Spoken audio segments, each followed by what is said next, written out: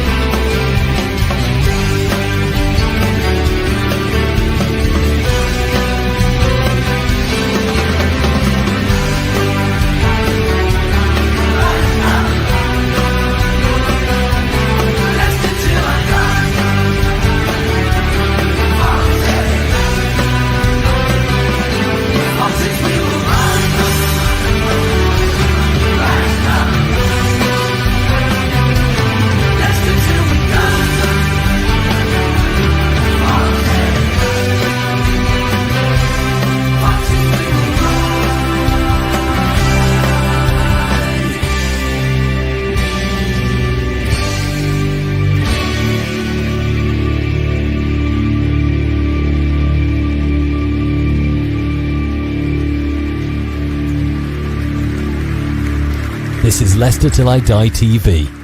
Watch and subscribe on YouTube and listen on your podcast platform.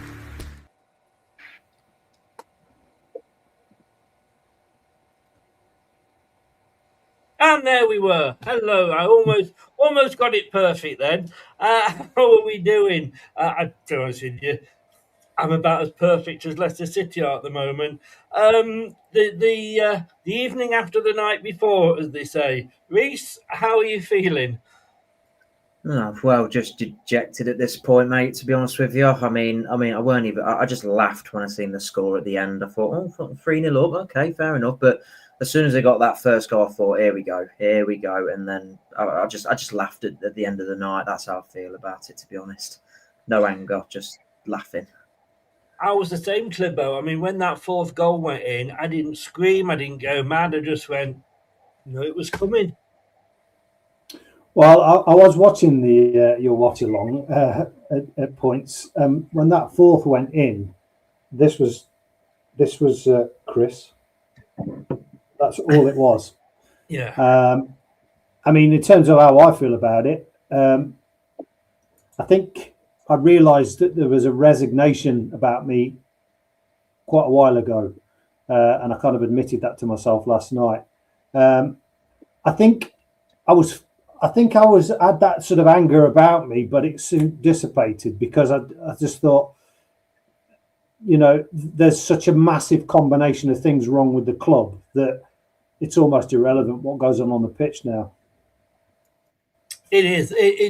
I think everybody's kind of realising. I was just talking on Lox's channel, very quickly popped on, and yeah, I think there's just that resignation that, if you got Alex Ferguson in his prime at the moment, there would be no answer. An interesting question that somebody asked, and I'll ask you too. I mean, obviously we've got, Reece is a lot younger than Clibbo. I know I'm a lot younger than Clibbo. So, I mean, when we look at it, is this... Oh, you got to smile. You got to laugh at something, haven't you, really? Yeah. But is this the worst you have felt about our club, Reece, in your time following? And obviously the same question to you. So not saying is this the worst team, but is this the worst that you have felt?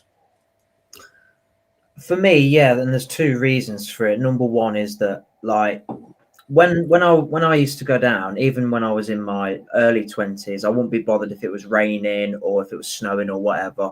I'd go down, whatever weather it was, and rain, sunny, snowing, whatever, I would always go down. But now I look at it and I think, I don't want to go today. It's pissing it down with rain. I don't want to get my feet wet, and I don't want to sit in the freezing cold now. So that is one reason. And the second reason is, when we went down the first time, we still had that little old Leicester feeling about us. We were a small club. But since then, we've won trophies. We've grown as a club financially and commercially. We've gained more fans across the world, and everything's just, gone up. But then, obviously, we're on a downer now. And I think this is the worst because we're such a better, bigger club than what we were back then, that we should not be in this situation, sort of thing. So that's why I think for me it's the worst feeling I've ever felt as a Leicester fan. Clibbo, I mean, can go as far back as Fran McClintock. and I started getting into the football when Jimmy Bloomfield was in charge, and to go from Bloomfield to McClintock. But I was too young at that point, yes, too young, to actually sort of understand what it really meant and know the full scale of, what relegation and what have you was. But I feel worse at the moment, worse than when we went down under Holloway, and worse when we had Peter Taylor in charge. There was always hope then, but this side, would you agree? Yeah, I do. I'll just pick up on something that Reece said. I think it was a bit of a kind of a slip, but he did say a bigger and better club. I would agree with one of those statements. We're certainly not a better club. I think this is the worst shape the club's ever been in, and I am now starting to feel like it doesn't matter what the fans do, doesn't matter what the players do.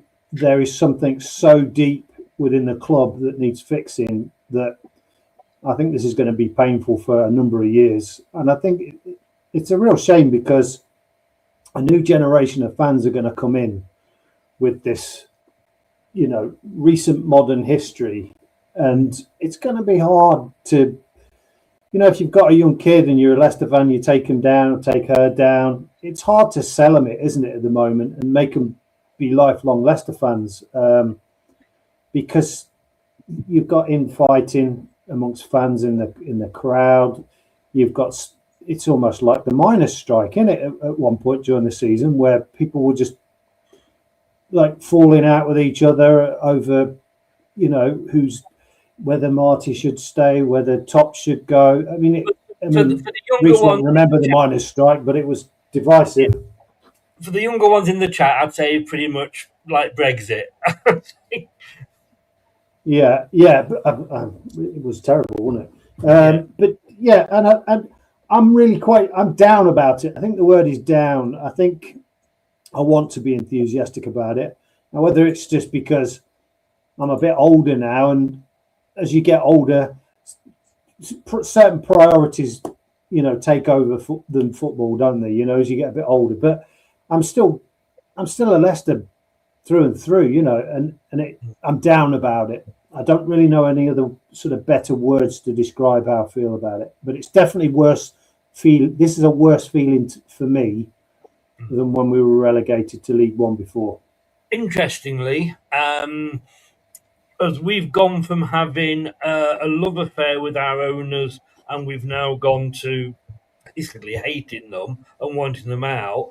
I'm just seeing a thing come up for Burnley Football Club, who not so long ago absolutely loved Alan Pace, their owner, American, come in, and they've just put a video up. Burnley fans rage at Alan Pace interview. Shut up and grow up. He's out of touch. So we're not alone in this. There are other clubs that are going through the same. But let's just say a few hellos to the peoples that are in the chat and joined us sort of from the start. So who have we got in? Let me just have a look here.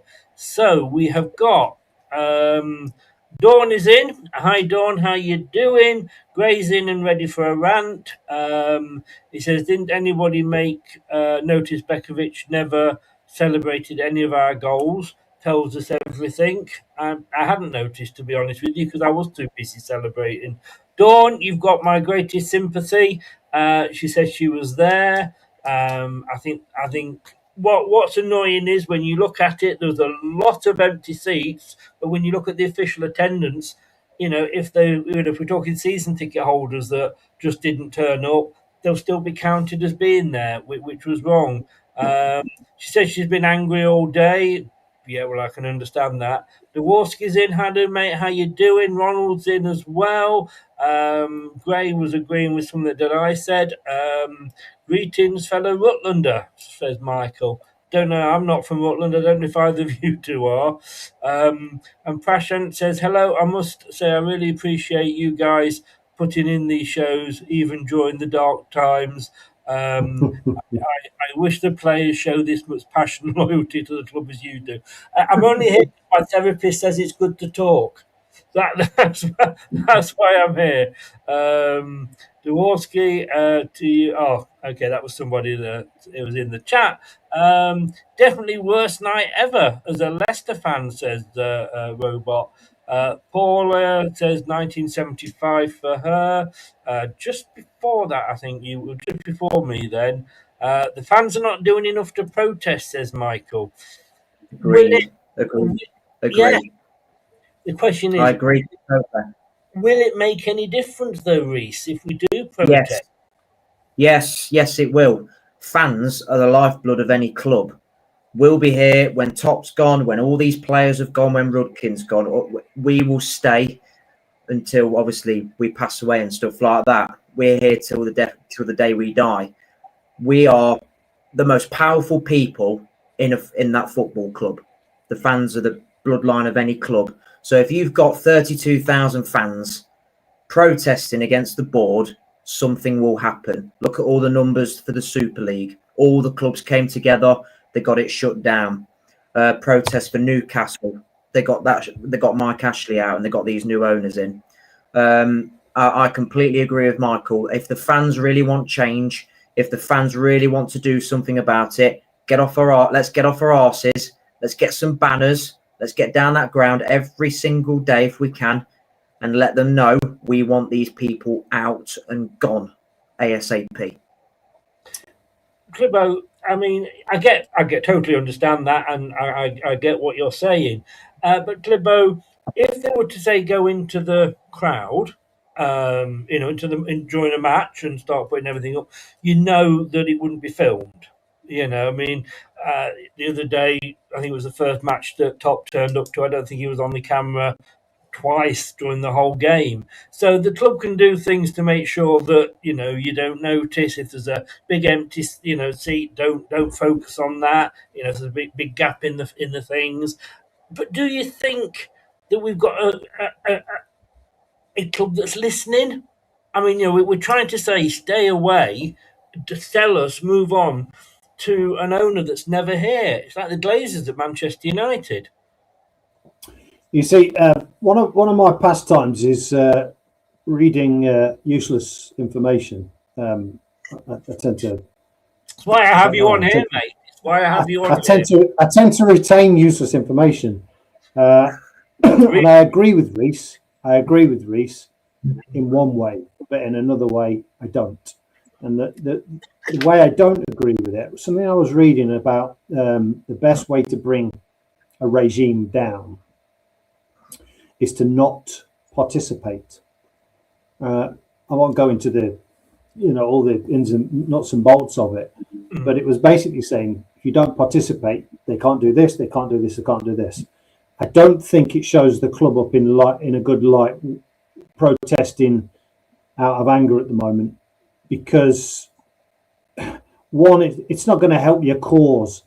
If everybody just stayed away for one game, that would have more of an impact than anything that's ever been done by any of the other clubs. That would make a statement. There's no need to be filmed being violent. There's no need for shouting. Because so far, let's be honest, Top has not listened to the fans. And I mean, there was some awful chants about Rudkin, as we know.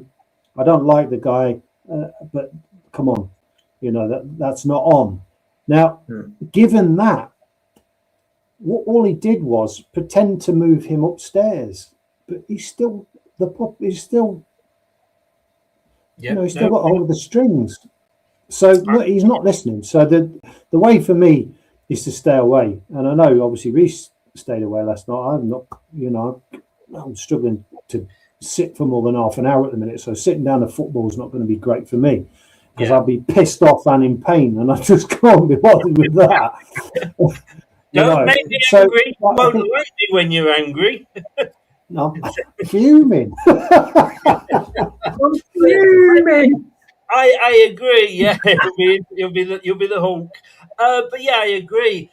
And I've always said, protests and all that. Yeah, but staying away is the thing. The problem, I think, is like with Man United. If all the regulars stay away, there'll be people that have been trying to get tickets for ages that will say, "Oh, I can get a ticket at last." I don't think we'll have that problem because I don't think, obviously, we've not got the support that Man United Yeah. has. But like you say, if it was organised well enough so that literally there was only maybe a couple of hundred there, and it would just. I think that's the biggest way of showing. I totally agree. It's the sensible way, because I think what the club doesn't want at the moment, with all of the media, Sky and such like, with eyes on us already, I don't think it paints us a really good light, and it doesn't help our cause when the spotlight is on, because you know what it's like. The camera would turn to somebody who's chucking something or got their fists up or something. The media do that, that as well as I do, and I just don't think it's the way forward. But something, like Reece says, needs to be done, and I agree with. I think it was Paul Collins made a comment saying a lot of fans won't do it, mate. I agree. But I tell you what, we're at the point where more fans will do it now if it means the survival of the club more than any other time, I think. But I agree with you. I can't pronounce that. Doke.prod. Being a Leicester fan all the way from Australia, I can't even bother to stay up for fixtures at 1 a.m. or wake up for 5 a.m. fixtures anymore. I've got to say, mate, I'm there with you. Anybody that sort of follows this channel on a regular basis will know I like to nip off to Lanzarote every now and again, and I've got one possibly coming up in about 4 or 5 weeks' time, and I'm trying to find a week when there's a midweek game as well, so I can actually miss two games. And Reece will remember I did a show not so long ago, why I'm falling out of love with my club, and they have. I will always support them, but I just haven't got the passion that I used to have. And look at that, Reece, right? Obviously, I've got it on both sides at the moment. 3-0 up at half time, and we'll go into the game obviously in more detail later. Losing 4-3, and we've got to play them again on Saturday. And we're going to be doing a show on Friday night about the FA Cup and the teams and everything. What happened? Where did it go wrong? I think it's one or two things. I think it could be complacency, or I think it's either one or two things. The players are not good enough to sit on a lead, because we've got the second worst. I'm just going to say this now. We've got the worst defence in the league. I'm not counting Sheffield Wednesday in the equation, because obviously they're on. Yeah, we are the worst defence in the league. That's probably why we conceded 4 goals. Or, like what happened, that's what happened a few times this season. The players got arrogant, Billy Big Bollocks. Oh, look at us, we're 3-0 up. Yeah, I told you so.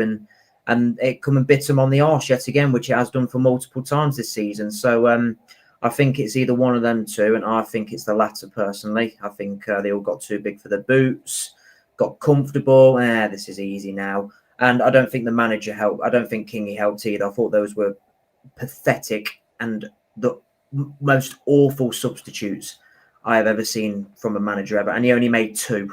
He had 5 to choose from. And that just shows for me he's well out of his depth, unfortunately. So, I think it's one of those 2 reasons, Chris.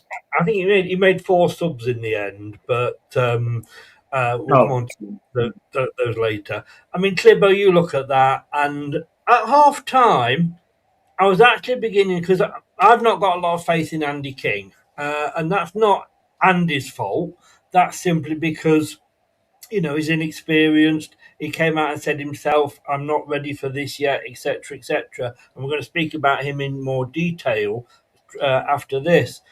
But I'd actually thought at half time, wow, he's actually maybe getting through to these players now, because when they announce the team and you're looking at it, you're thinking, and as I've said, what is the fucking point of sacking a manager, paying him off, only for the person that replaces him, even on a caretaker basis, to pick the same formation and the same players? I mean, what try something new. And if you try something new and it goes wrong, we'll say, well, very well done, Kingy. You tried something new there. But that's how I felt at half time. I suddenly thought, wow, these guys can actually play. And then 45 minutes later, or 50 minutes later, I'm like, what the fuck? Yeah, I think Reece mentioned a few things, but I mean, there's a combination of things that are wrong for me. I mean, when you're 3-0 up, then you say to yourself, right, they're going to come at us. The team talk is, right, they're going to try and come at us, lads. Stick to the game plan. Let's be cautious, obviously. Let's not make any, let's keep it tight for the first 10 minutes. Let's get a foothold of the second half. We're going to be under the cosh a little bit. But whenever we play well one half, it's a complete polar opposite the next half. Now, to me, I don't think Kingy went in that dressing room with any confidence himself that they were going to keep that lead. And it became very defensive very quickly. And we were under the cosh from the start. So we were slow out the blocks. So, I mean, for me, a good manager, I mean, if you go back to the old days, if you were 3-0 at half time, you'd probably get a bollocking because you hadn't got 4. Because you'd want to go out there with that fucking, right, okay then, I'll show you. And I just don't think that's in the game anymore. Maybe there are one or two down in the lower leagues. Yeah. I'm all for it, me. I mean, it's reverse psychology, but the best managers from the sort of 80s and 90s, 70s, 80s, 90s, they probably all did that. But I'm not gonna sit here and completely dismantle Kingy, because to his credit, he came out and said he's not ready for this. I would like to see Kingy leave the club, not because I don't think he's been a great servant, but I think go to Morecambe. It doesn't matter if you're inexperienced. It's just you can't be inexperienced at this level. No, and I think. But for me, Kingy's. Well, we'll come on to Kingy now. What I just wanted to say first of all is, though, I remember thinking when they came out and we hadn't conceded in the first 10, 15 minutes of the second half, I'm thinking, well, that's when we normally do. We've done well. They got one back, and I thought, oh, well, another match we're not going to keep a clean sheet. Yeah, really disappointing. Really disappointing. And then it just got worse. But look, taking up what you said, and I've put here, help wanted. I mean, bless him, Andy King. I don't know that I want him to leave the club, because he may end up not coming back. And I think in the future, and I think Leicester see him as a future manager. But like Enzo, you can be a coach of the youngsters, and then just step up. And then Enzo went and tried it in Italy, didn't work, came back, was assistant, and then obviously, I would say he didn't fail at Chelsea, but Chelsea obviously sacked him. He needs help, doesn't he, Reece? That's the thing. If you're going to put somebody in as a caretaker, and we've done this all the time, if you want this guy to succeed, get somebody in. Now, it might be that they're on the verge of getting somebody in permanently, but that's going to be 4 games that King is there on his own, literally, when he needed help. And getting this guy in, what the fuck? I didn't think. I mean, he is a complete and utter.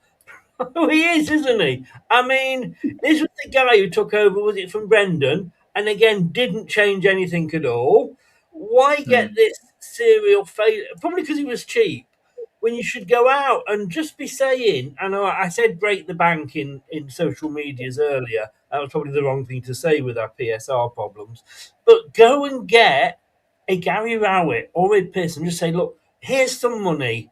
Keep us up, you'll get a bonus. Just go in and help him in the short term.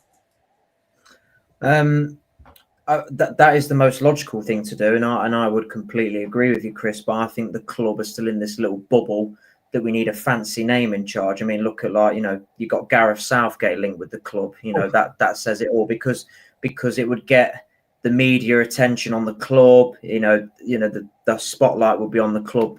Gareth Southgate's at Leicester, former England manager, and all of that stuff.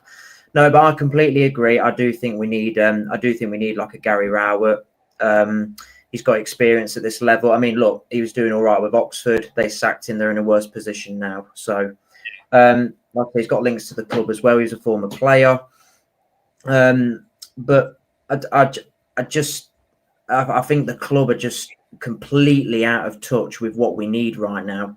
And, going for these fancy names, all Gareth Southgate and all this malarkey. I just think they're completely out of touch with what we need right now. You said to me on the last show that was it awesome was the word that you used. We were going to get an awesome guy in, or that's ambitious. That's it. Ambitious, that's it. And then I went on the next day and I saw the link.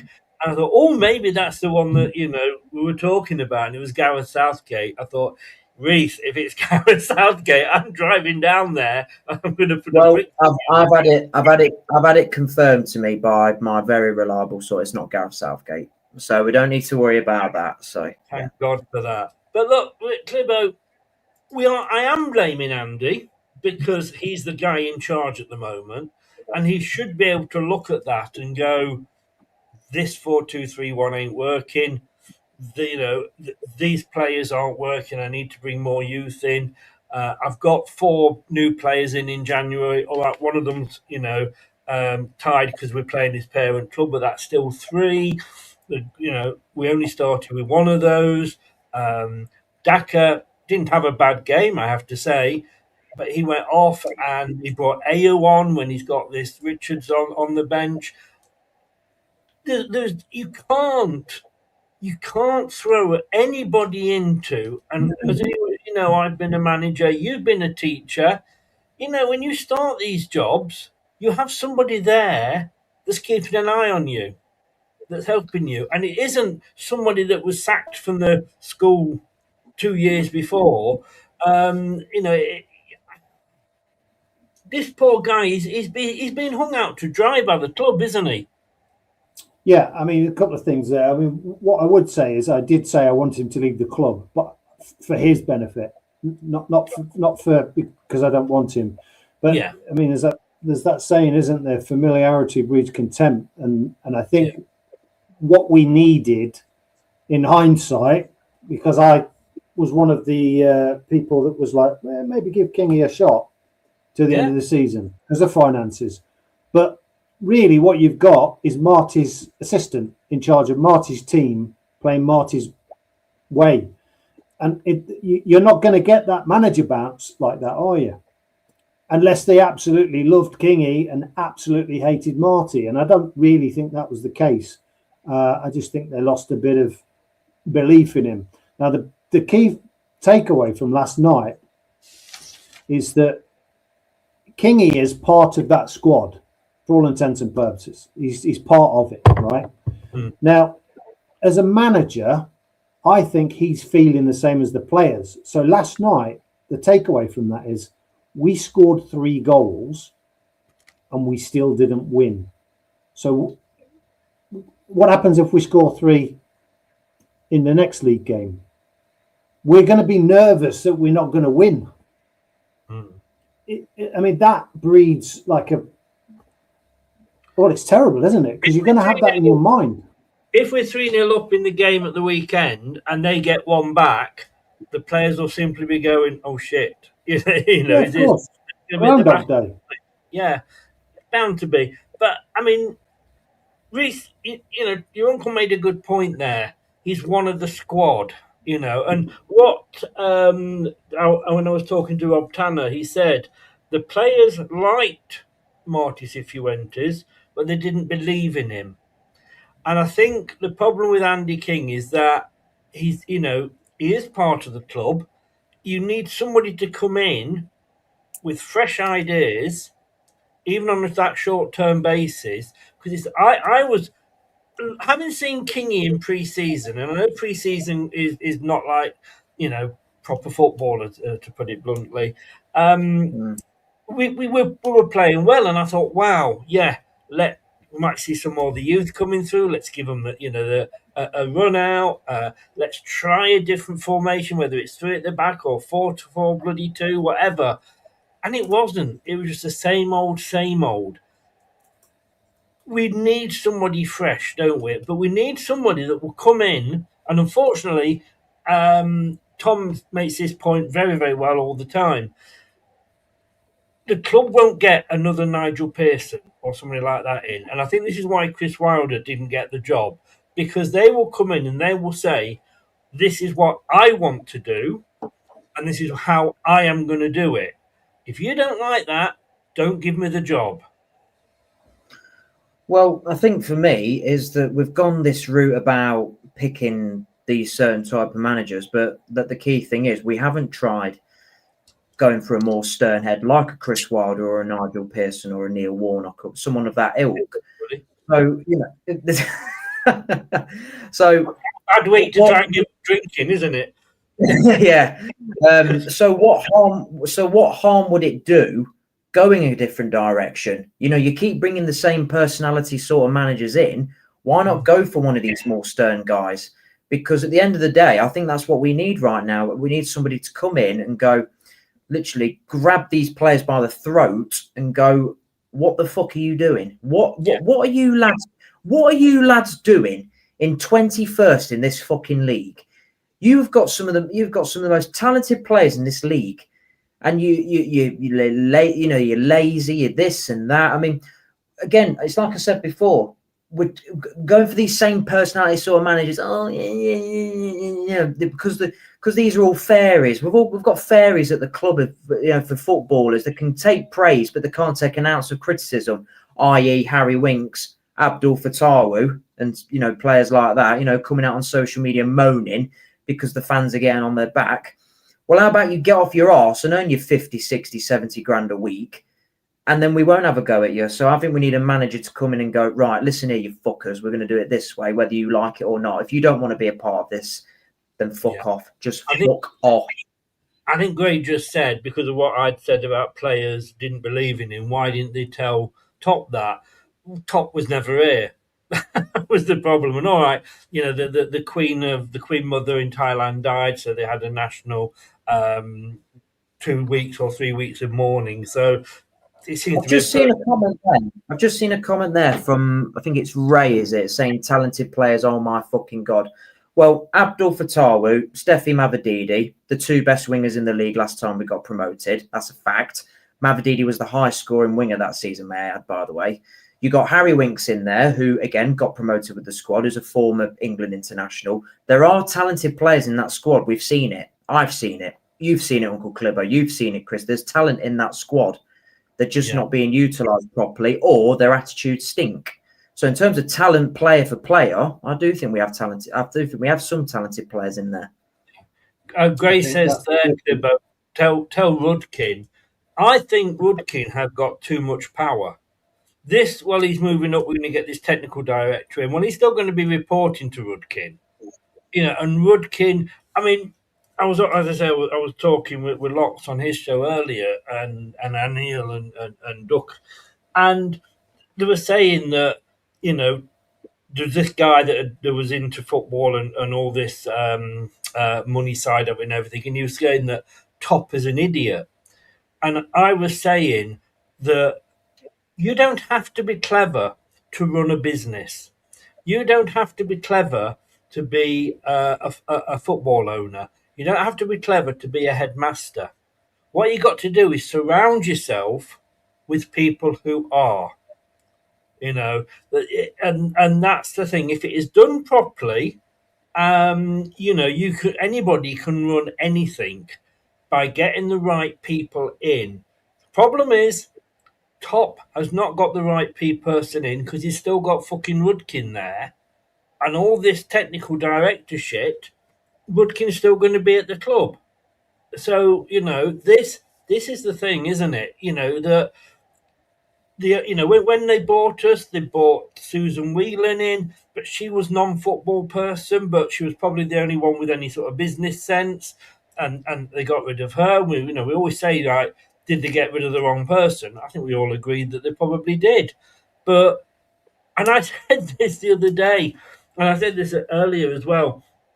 I don't know if I said this to you guys.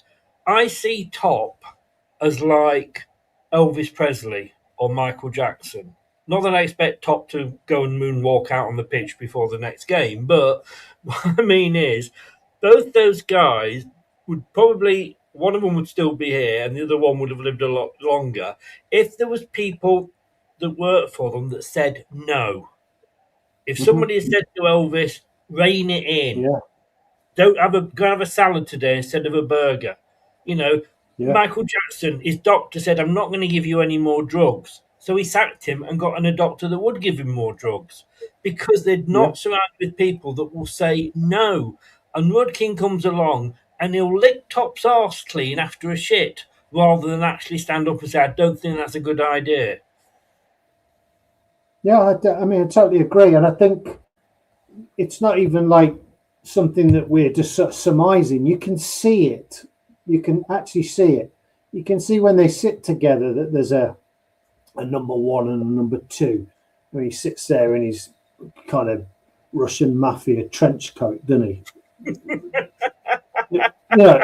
Absolutely not, motionless. Is what he got on his woolen hats on. Yeah, I mean, like literally, it's when you look at that as owners. I mean, something you said about owners actually earlier about the Burnley owners and whatnot. Quite often, and in Leicester's case, we've had players that have stuck around for too long. We've seen that. You have a shelf life at a club, particularly in the modern era. I'm also inclined to think that about owners, and I don't think Top took the hint because he clearly thought he was doing his old man's work.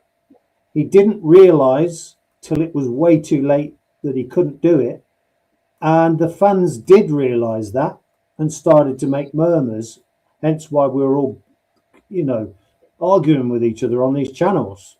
Meanwhile he's oblivious back in Thailand. Which, listen, he's got wife and kid back there.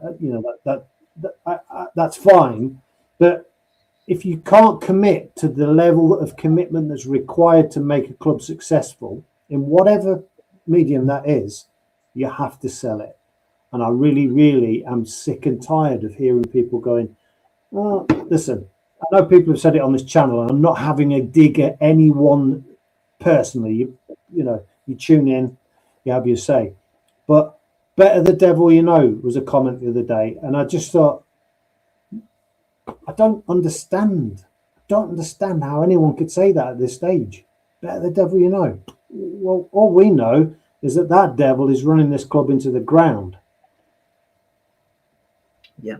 Get you completely, and I think it might have even been me that said "better the devil you know," because Come up on the comments. But I have said that many times as well, because I have looked at instances where managers have been sacked. Mandrich sold Portsmouth, and it ended up being owned by a gun runner. We won't know until it happens. Because we don't know. We didn't know when King Power came in whether they were going to be good or not. But look, this was King's comments after the match, and we're going to see the full interview in a minute. But Leicester City's interim boss King told Branded, I don't know if copy and pasted that, told Branded the Foxes what's that word? Thank you. Southampton as completely unacceptable in his post-match interview, and he said, "I want to start by apologising for that last half an hour. It was completely unacceptable," King said. Well, let's have a look at his full interview. Hopefully this will work. A difficult evening. I wonder where you start to sum up something like that. Anger. Let's not hide from that. The anger I have right now is so much. So I'll start the interview by apologising for that last half an hour, because that is so unacceptable. Right now it's anger, frustration, disappointment. Yeah. You were in such a strong position at half-time. You must have been thrilled with the way your team played and the goals you scored. Yeah, delighted with the first half. But it's been the case too many times this season. I think where we had a good half and then gone under in the second half, or vice versa. We start slow and then try and come strong second half. So not acceptable. Need to process why that is. That will take a little bit longer. Obviously, I need to calm myself down and stuff like that as well. So yeah, I think that will take a little bit of time, but for sure that will take some getting over. And like I said, I'm sorry for the second half. It is early on. Can you pinpoint what happened in that second half to go from a position of control that you were in to the end of the game? Yeah, the first goal we don't get tight enough to stop the cross, passive, and then we let a man just walk in front of us and score, and then from then on we're fragile at the moment. We've almost seen it happen too many times before, so we tried to change the shape a little bit to shore it up at the back. Don't deal with a couple of set plays, and then again the last goal is too weak. But that's us, right? That's why we are where we are this season. Weak, passive, not good enough, and yeah, it needs to be better. Presumably the players are well aware of your feelings after that. Yeah, for sure. I'm sure they are well aware, yeah. And rightly so. Let's not sugarcoat anything at the moment. I would hope they wouldn't need to know my feelings to be aware of what's just happened. Like I say, but yeah, no, they're more than aware of my feelings, yeah. Can it take a result like this and the feeling that everyone has at the end of this game to really focus the minds on what lies ahead for you? Some big games clearly coming up. Yeah, potentially. Listen, at 15-20 minutes after the game is a difficult question. The minds for me should always be focused. You play for an outstanding football club. Professional footballers, your mind should always be focused. It shouldn't take conceding 4 goals in half an hour to focus your mind. You should always be focused, and maybe that sort of thing doesn't happen. So disappointing, angry, like I keep going back to. I mean, okay, let me just bring that one, a quote up here. Ronald says he doesn't sound angry. Ian Holloway would be ranting. Yes, he would, Reece, but how refreshing it is to hear a manager come out and actually say that. And he doesn't have to. You know, it's the old joke, isn't it, when you've got kids, I'm not angry, I'm not annoyed, I'm just very disappointed in you. And it's almost that effect. But you could, to me, I hadn't seen that until earlier on today, and I thought that was a bloody good interview. Well, I think a lot of the managers that we've had recently, the likes of Steve Cooper and Marty Cifuentes, gave good interviews. So I'm going to be honest. I know what you're saying, but I take all that with a pinch of salt. I really could not give a fuck what he's just said there. I don't care. Change the formation, change the personnel. I'm not going to feel sorry for someone that keeps picking a has-been Ricardo and a shit twatting Luke Thomas at left back. So I would have sympathy for him if he tried to change it, if he put a Luco in there, or if he went to a back 3, change the system, but he didn't. So I'm not going to sit here and feel sorry for him. I'm not here to sugarcoat. I love the bloke as a player, but I can't sit, oh yeah, I want to apologise. I'm sick of hearing apologise. It's like you say, Chris, actions speak louder than words. I'm sick of hearing I just want to apologise to the fans. And the club have been very clever there, because if you give him interviews, if they give Andy King interviews, think, oh, he's a club legend, they'll let him off, sort of thing like that. I'm not falling for it. I'm not fucking falling for it. It's a load of tosh. Love him as a player, absolutely adored him as a player, but that is, again, just try and get good PR, saying all the right things at the right time. I'm not falling for it. I'm sorry. Load of bullshit. Clibbo, I get totally what Reece is saying there. I can feel the anger in your voice, to be honest with you, quite rightly. But I mean, I don't think Marty would have come out and said that. Well, I'm just going to refer to Richard's comment there. You don't have to be ranting to be angry. Yeah. In the line of work that I do, it really pays me to understand body language, or you could be in a lot of trouble. And if I had muted that interview and watched his body language, I'm telling you now, he probably tore somebody's head off. He looked very you could tell just his mouth movements, biting the lips, like not being able to concentrate, focus on the one spot. I mean, if you're out in the street and somebody's ranting at you, you kind of know, right? Okay. But if someone's like that, like a silent assassin, they're the ones you got to watch. I think he genuinely was absolutely fucking livid. And so I do hope some of that was taken out on his players. Having said that, he's got to shoulder a serious amount of that blame based on what Reece just said. When I saw the team sheet and I saw Ricardo, I just thought, what are we doing? Why are we doing this? We will come on to the starting 11 soon, and I want to know your thoughts on the likes of Ricardo and Thomas, because I think you know what mine are.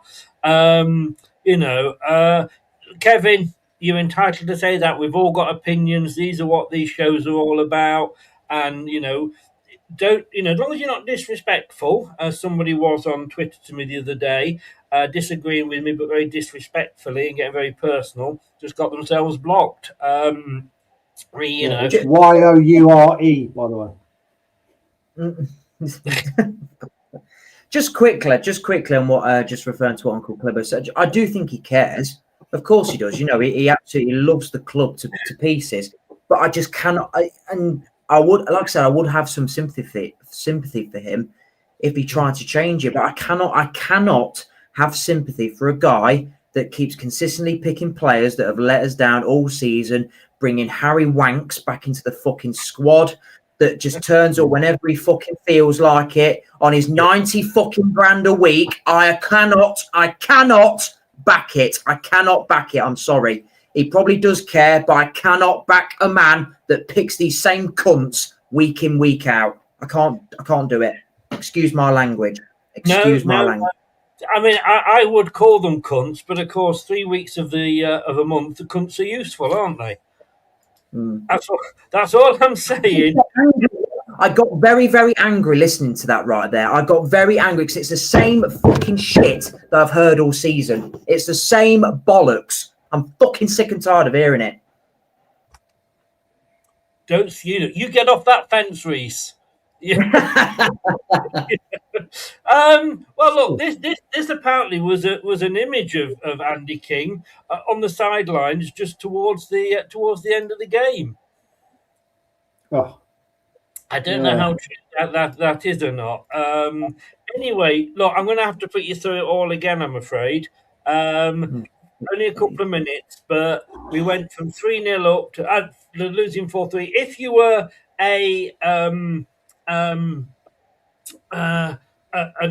neutral, it was probably a fantastic game to watch. But from a Leicester fan's point of view, and I did have to sort of eat a bit of humble pie, because at half time I was chanting, "We want 9, we want 9," and that did come back and bite me on the bum very much. But here we go. Let's relive it again, guys. And the number for the Samaritans is 116-116. Here we go. He approached the edge of the penalty area. Fine ball in. Daka offloads. Mukassa's right foot shot is in. It is a debut goal for Divine Mukassa. And it could be a crucial goal at King Power Stadium for Leicester City. That looks like a foul on Fatawu, but the referee lets play continue. This might profit Leicester. It's another risky ball back that Daka's on the end of. He's around the keeper, but the angle is tight. It's Daka for 2. It's a brilliant Foxes start on an evening that means the world. It's Patson Daka at the double. He got there in front of the goalkeeper. Pattern of the game changes with Southampton tactical tweaks, but it's Leicester on the front foot again. It's with Fatawu inside the penalty area. Left foot shot is a screamer. What a goal, Abdul Fatawu. And what a 28 minutes at King Power Stadium. Focus of this latest attack on the left-hand side. The ball is whipped in dangerously and touched in. And Southampton do have one back Ross Stewart cuts across his man and with his right foot deflects That it was beyond a ball Begovic. behind goal. Charles in field. It's with Cienza. His ball in to the back post. Manning is unmarked. Heads it back across goal. Begovic saves and the right foot volley rifled into the roof of the net. And Southampton are right back in this game. It's the captain, Jack Stevens. Cienza again. 2 arms in the air. Low to the front post. It goes an awfully long way and it's headed in. It is a heartbreaker for the Foxes. 3-0 up at half-time. Another ball down the inside right channel. It's Nelson who comes across to challenge his man. He's beaten to it. Here's Azaz inside the box. The left foot shot is in. Shea Charles scores for Southampton. Disaster for the Foxes. Sorry to put you through that, guys. You could even tell in the voice of the commentator there. I want to go through all the goals, all of ours individually, then the Southampton ones together. Look, I thought this guy had a brilliant game last night. I didn't understand taking him off at all. He's only young. Is he 18, this guy? Yeah. And to all those people that were saying in the chat a couple of shows ago, oh, you can't put the youngsters in, they're too young, this would be really, really bad for them, and they're not ready for playing these sort of games. Look at his fucking performance last night, and we'll be doing that a bit more later on. That guy is 18. He's had a good upbringing. Obviously, he's at Man City, isn't he? So, he's old enough, and he scored a brilliant goal. Reece, talk me through the goal, and I'll play it here. An interim Well, it's it looked like a very cultured finish. You look like it's someone who's played for Man City. Got into the space that he needed to require. And it's a very.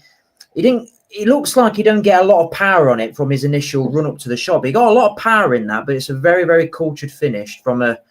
And like I say, you can tell he's played for Man City, and he's got a bit of character about him. I did watch him. He's got a little bit of something about him. But it's amazing what can happen when you play youngsters who want to prove themselves in the game. Rather than playing has-beens on a lot of money. So, no, it was probably the only positive from one or two positives from yesterday. But again, it's happened before. It took him off. And we bought on a has-been, and it all goes to shit. So, yeah. But other than that, great goal. Fantastic. Great finish. Look, he didn't look like he got a lot behind it, but the goalkeeper got a hand to it, but still couldn't keep it out. Well, if you put it in the right part of the onion bag, nobody's going to save it, are they? And that's exactly what he did. He had his eyes on that ball at all times. He knew where the goal was. And that's the instinct of a decent player. I think a lot of the young players, and I think because he's 18, I think we're sort of doing younger players a bit of a disservice, because I don't know whether you can remember being 18, Chris, but, I remember what I was doing. Thank God, no, it's too long ago. Well, I had all the gumption in the world. I get more nervous now doing things. Yeah, I get much more nervous now. And I'm not saying all youngsters are like that, but this is a guy that, he's come from a pretty decent academy. We shouldn't really, Pep talks about him, using great words about him, great footballing terms about the guy. So we've got to trust Pep. We haven't got to trust what we say, really, have we? This guy, he wants this guy to play. I've heard he wants him to play quite a percentage of the matches. What's the point in being here? Now, exactly. I don't know why he took him off. I did hear on a stream, it's probably because he's tired. We'll come on to this what have you later. I would want to concentrate on the goals if we can. Otherwise, what I did for later, if that's okay. Now, I would agree with you both there, and I would say the thing about playing the youngsters is they have no fear, like you say, Clibbo. They'll do things that when they're older, they're thinking, well, I better not do this. The manager might not like it. And when you're younger, they'll have a go and go, yeah, fuck it. I'm going to go. Yeah. Now, a lot of people in the chat were saying Daka was their first half man of the match. Well, no, whether I'd go that far or not, I don't know. But this was, like you said, Clibbo, a Vardy goal. Just talk us through this one, because if he could do this week in, week out, or even every second game, he'd be a different player, wouldn't he? For Southampton, Yeah. but Leicester. So talk me through this one. Well, I mean, look at the pace on him. I mean, look at that pace. That's everything. He's looked for where the space is. He's ran into the space. He finished with a plumb. He knew exactly where he was going to put that ball, and there was never any doubt that was going to be a goal. But he looked for the space. He ran into it, and there was actually somebody there to pass it to him. Now, as much as we've slagged Daka off, and I've been one of them, the confidence issues have killed him. But that is what he can do. Now, we've not been playing them balls to him. And if you notice, one of the things that he did there was he used a bit of energy, put his thrusters on, the pass was there. There you go, great goal. What he's been doing is running around, and that's people have been saying, oh, we should have him in instead of Ayew. I agree. But for that reason, not because he runs around. He's been running around trying to find somebody to pass him a ball like that. So that was the perfect. That was a yes goal. He's probably peaked now because he's got two in a year. So let's not expect too much from him, maybe. But you give him the ball in that position, he'll score. Yeah. I mean, Richard there says he got lucky with the finish. I mean, he did make the defender. I don't think there was any luck in that at all. No, I disagree, Richard. I completely disagree. And also, I'm just going to add to what Uncle Clebo said there. If that fat, useless cunt donkey's up from that goal don't happen. End of story. You're right. It would have been. He'd have had He'd be left back. He'd be starting left back. What if when that ball's played? To get to that ball. That's the thing. And of course, I swear down. If he's not starting next game, then there's something wrong. There's something seriously wrong. Not the FA Cup game, but the next league game. If he is not starting the rest of this season, then I don't know what else to say. Who's that? Sorry, Daka. He has to start every game now from now to the end of the season. Yeah. He's not the best. He'll run his arse off and he'll make things happen, and he did there. Simple. Yeah. No, Ayew, bless him, wouldn't have done that. Let's be honest with you. And also, Daka got an assist as well. A goal, and an assist. It's hard to run when you've got a Zimmer frame, though, isn't it? That's the problem. But we'd like to see, Richards. I would have loved to have seen Richards come on if you're going to take Daka off. But King sees him as a replacement for Fatawu. Anyway, we'll come on to replacements and everything later on. Talking of Fatawu, he chipped in with a goal as well. Reese, talk us through this one. We are back underway. Well, I've watched it back. We do very well on the press there. We win the ball back high. I've watched it back, and the more I look at it, maybe this is just my negative thing. It looked like just a hit and hope, because he usually cuts in and tries to curl it into the top corner. Now, don't get me wrong; it's one hell of a hit, but I'm just looking at it again. He just puts his foot through it, and it's just a hit and hope. And luckily, it's gone in the roof of the nets. But we'll take them, and I think that'll go down as one of the goal of the season contenders potentially. But we'll see. Clibbo, I mean, you're going to get what Reese is saying, but the Southampton defender, it almost looked like we had, he'd been at the one of our training sessions, because he was backing him off, wasn't he? He was giving him the space he needed.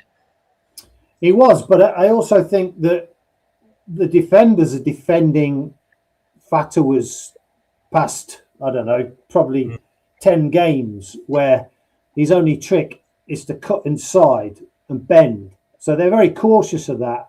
And I don't agree with what Reece says there, believe it or not. If you look at how his body is shaped and the way his foot follows through in that trajectory, I think he's technically good enough to do it. And he was looking at that part of the goal. So I believe that was a very, very skillful goal. And he Climo, fooled the defence. I'm glad you said that because I was thinking the same. Sorry, Reese. I was going to keep quiet if it was 2 against me. But right, let's have a look from a defensive point of view now at the. Focus on this latest attack on the. Let me just get this into position. So, let's have a look at this one first, Clibo. This was their first goal. Oh, it's just so bad. It's so bad. I mean, where do you start with that? Right foot deflects it beyond Begovic. Charles in field. It's with Cienza. Yeah, go on. Sorry, mate. Yeah. I mean, just how much room do you want to give somebody? I mean, he's not even kissing him on the neck, is he? He's just allowed him to get his foot on. I think I have some sympathy for defenders because of just how weak referees are at giving, with penalties. It's a sport that is all right. It's almost a non-contact sport now, and I can understand sometimes in certain situations, but you've got 4 situations here, that being one where you just haven't got a clue. You're not anticipating what the guy's going to do for a start. All he did was stick his leg out and just guided it. And it's so close to the goal that the keeper, at 20 years younger, he wouldn't have been able to react quick enough. It's so bad. Yeah. So you've got 1 player in the box and 2 defenders, and he still managed to do that. I mean, it's so bad. Reece, Coley, one of the worst centre backs I've seen, says Richard. I think he's rubbish. Yeah, I have to agree with him. He came with a good reputation with, being a part of the Italian squad, and obviously that's one of the biggest countries in the world for football in terms and stuff. And he's just not lived up to the hype at all. I would love to get him sold in the summer for a few million quid. Just get him out the door. He's not good enough. He's not good enough. I've given him a chance. Ball in to the back post. Sorry, I clipped it too early then. Sorry. That's all right. Yeah, just get him gone. Get a few million quid. See you later. Fuck off. Simple. Okay, well, this is the second goal, Reece. Because once that first goal went in, I think we all kind of went, yeah, we know what's going to happen. Cienza, his ball in to the back post. Manning is unmarked, heads it back across goal. Begovic saves, and a right foot volley. If you go back to the start, I mean, right back in this game. It's the captain, Jack Stevens. Pause it right at the start. Wait in the angle you had it before. Just, if you could, keep going. Right at the start. Yeah, the start of the clip. Southampton are right back. No, it's not there. It's right. It's at the start, mate. At the start of the clip. That's it. Keep going. Keep going. It's there's a little thing that I spotted here, and it's absolutely appalling. Keep going. Stop there. Ben Nelson. I don't know. He's got just completely unaware, so defensively naive, misses the header, and you've got a player behind it. It's just completely anonymous to the game. It's fucking so defensively naive, and it's so poor. It is really, really poor. What the fuck Ricardo's doing there, I don't know.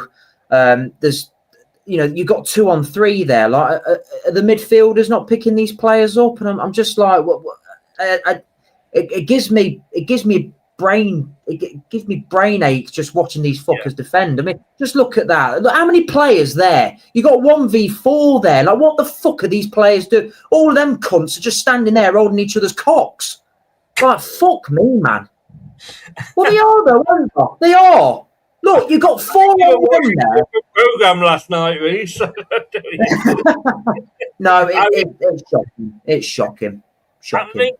I know, Clipbo, and I just wanted to point up here, because again, I noticed this. You've got 2 players right at the back of the box here from Southampton, and they've got the freedom of the King Power, haven't they? And what's happening in front of the defender there? You've got another two players not being picked up In by between. anybody. Yeah, I mean, I think it's been a problem all season. I mean, there's plenty of examples of this happening. I mean, how many times, and we saw it last season as well, where the fullbacks are completely exposed. One decent ball and you're sort of prone to the counter, but there's still no excuse for the positioning of that. I mean, you can make arguments of why it's happening, but I mean, if you took that to a training video, onto the training ground, and asked the players what were you thinking at this point, I would love to hear what they were saying, because it looks like a team that have never played together. How easy is it for those players in white? How easy is it? We've got one, two. We've got a player at the back there on his own, because the player obviously who's supposed to be marking him isn't even looking at him. And that, for him, this is the one where heads it back across, isn't it? Off the. I mean, how has he allowed that time? Look, there we go. I mean, it's appalling. He's there on his own. I think Begovic should have probably done a little bit better there. But again, and it was a good finish. But look, again, you've got the guy that's just headed it across. There's one to the left of him, one in front of Begovic, one at the back. I don't know if you probably can't see my mouse, and then one sort of just on inside the box. Yeah. Four of them there with two defenders, and the two defenders, they're not doing anything. They might as well not be there, But see, I've never been a fan of, like, I'm a little bit old fashioned, right? I like man-to-man marking. I don't like zonal marking and all this. I think it's fraught with danger. And I think these players don't know whether to stick or twist, because they seem to be wanting to do one, wanting to do the other. It doesn't seem to be like a system that they've locked down in training. This is what they're going to do every time. It just seems so disjointed. And I would be embarrassed if I was a defender at Leicester City. You can slag Jakob off, you can slag whoever's in goal off, but give the guy a chance. Didn't we do zonal defending under a previous manager? Was it Rodgers possibly? Yeah, Rodgers, yeah. And that's where we kept conceding from set pieces. Yeah. But again, why is this fucking wanker of a director of football not gone to Andy King, who in fairness to him wasn't here at the time, and said, do you know what, Andy? We've tried that before. Maybe you want to go back to man. What is he doing? Don't start me. Right, goal number 3. Here we go, Reese. All right, that was the end of goal number 2. Okay. Right back in this game. It's the captain, Jack Stevens. Cienza again. 2 arms in the air. Low to the front post. It goes an awfully long way. And it's he just ran through a whole team of 11 there. Look, what the fuck's a Coley doing there? Well, not even a Coley there. There's 4 or 5. Look, stop it right there. There's 1, 2, 3, all marking one man, and the fucking man that's headed the ball in, there's no one near him. It is shambolic defending. I mean, Okoli was running in with that number 6 there, I think. But there's 1, 2, 3 players marking one fucking player there. And you're just thinking, what the fuck are you doing? Like, what are you doing? This is something I see down Sunday League. I watch me make Sunday League very, very, very often. Even this ain't that bad. It's not even that bad on what I'm watching here. It's fucking appalling. Absolutely appalling. The 3 players at the left of the picture, 3 Leicester players. Yeah, not marking a single player. Yeah. Not marking a single player. Yeah. But Clibo, surely Kingy should be there this morning with the players in a room, making them watch this and asking them, what the fuck were you doing? Well, I should imagine that's probably what is happening, but it's, it's, you can only punch the numbers into the computer so many times, can't you? If it's not going in, time for a new computer. Yeah. I mean, ideally, ideally on set pieces and things like that. I remember we used to have somebody on the line, but we can't afford to have somebody on the line purely based on how we mark. Yeah, two players on the posts as well at corners. Yes, great. Yep. Yeah, right, Clibbo. This was the moment when we all went, oh, we knew it was coming. And I remember, and probably you can blame the commentator's curse. I can remember at 3-3 saying I can only see one team going on to win this. Another ball down the inside right channel. It's Nelson who comes across to challenge his man. He's beaten to it. Here's Azaz inside the box. The left foot shot is in. It was a good finish, in fairness, Clibbo. But what was Nelson doing?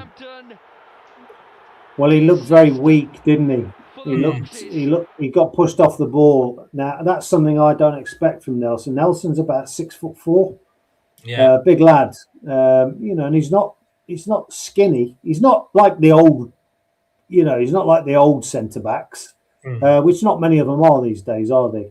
No, they're considered throwbacks.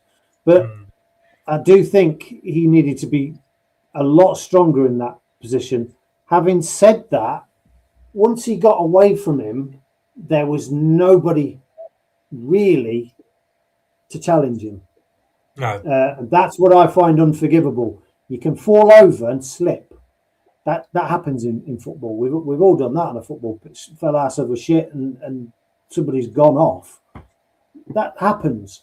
But it's not forgivable to not have cover. Totally.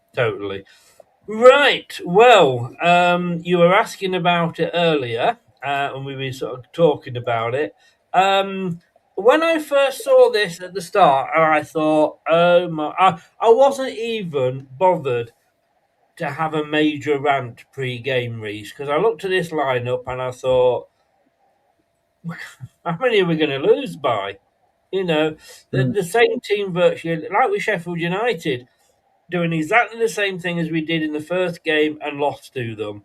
I didn't expect them to go out and be 3-0 up, but I'm looking at those players and all right, a couple of them surprised me, but somebody please explain to me.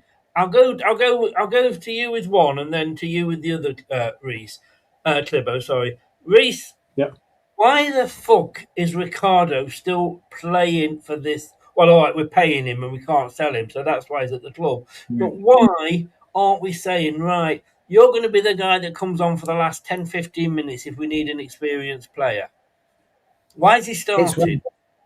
It's one of two things, Chris. It's one of two things for me. Number one, the manager hasn't got the bottle to drop him and put Aluko in there, because if he puts Aluko in there, we'll think, and he makes a mistake, then it will be on his head. So I think, let's stick with the tried and trusted. And also, somebody at the top is picking the club and telling him to pick these players. Or number two, it's in his contract that he has to play a certain amount of games, or we have to pay X, Y, and Z, like X, Y, and Z sort of fees for him. So that they're the only two reasons I can think of that he is still playing for this club. He's the worst captain as well in Leicester City history, by the way.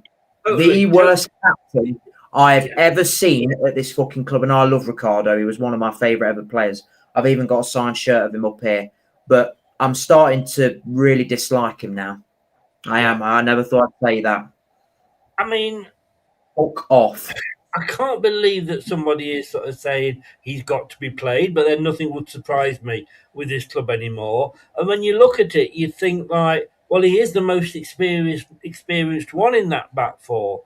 But I never see him trying to hold the line or anything like that. When I see, and I can't believe that I actually said the other week I'd sooner have Dakova Reed as captain I'd sooner have Ayew as captain over him.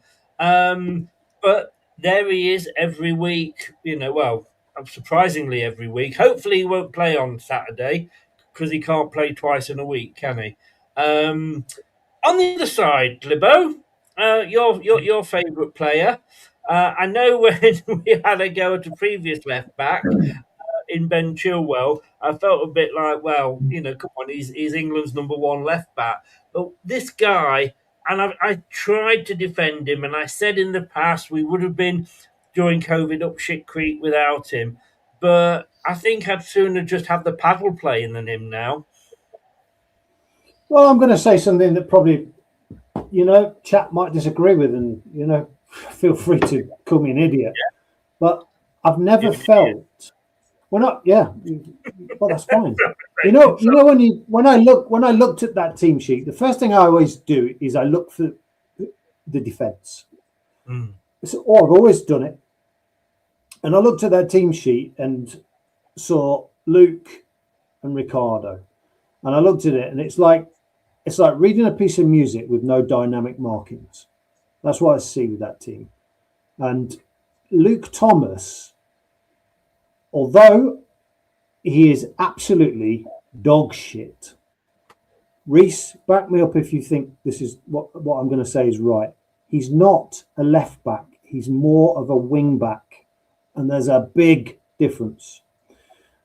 He's very useful going forward. His crossing has been, revelation.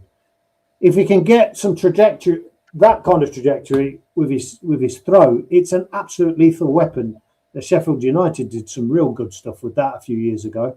It just seems to go like an arrow, which is not really helpful. But there's real positives if you can put him in a wing-back position. But they're not going to change that system. Do I think he should be playing? No, not at this stage. I don't think it's good for his career, and it's certainly not good for the team output. So when I saw the team sheet and saw Coley as well, I thought, well, really, Nelson's really the only decent defender in there, and even he made a bit of an arse up of that last goal.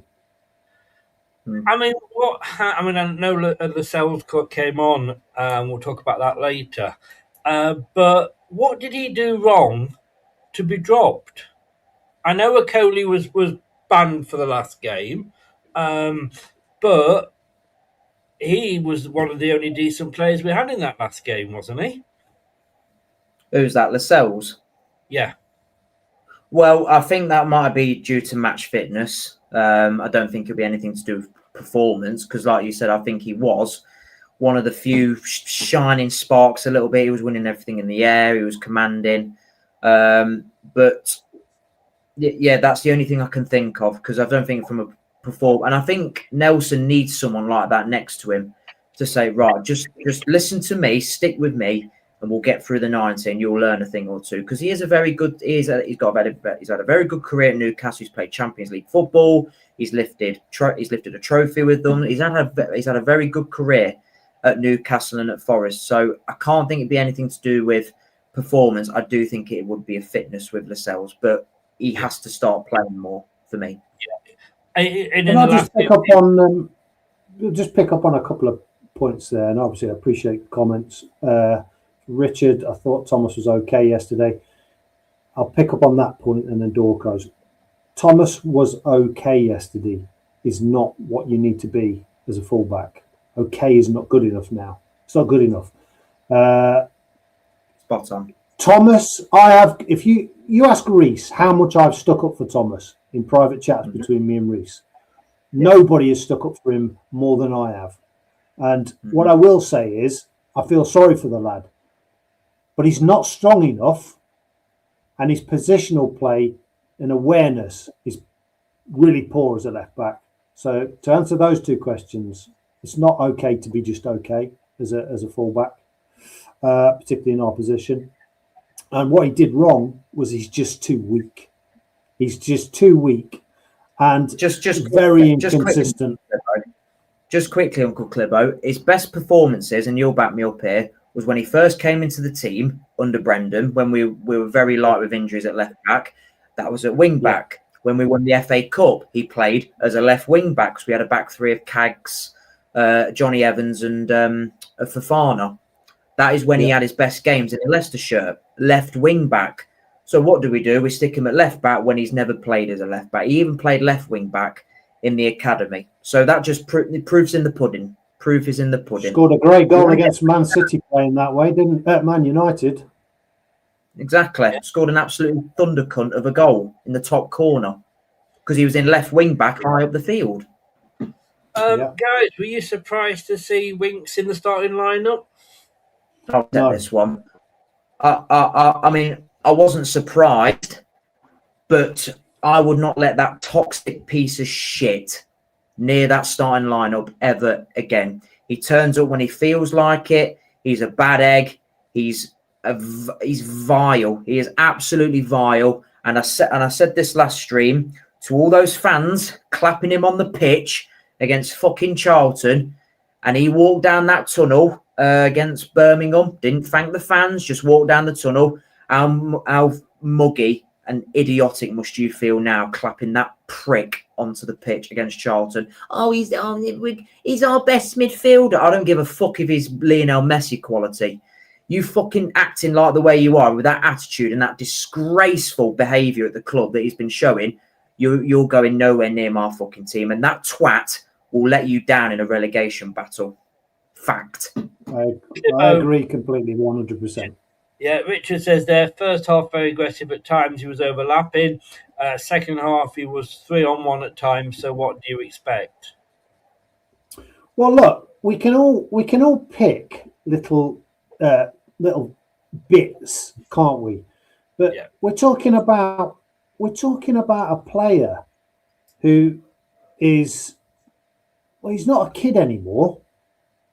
He's not put any size on.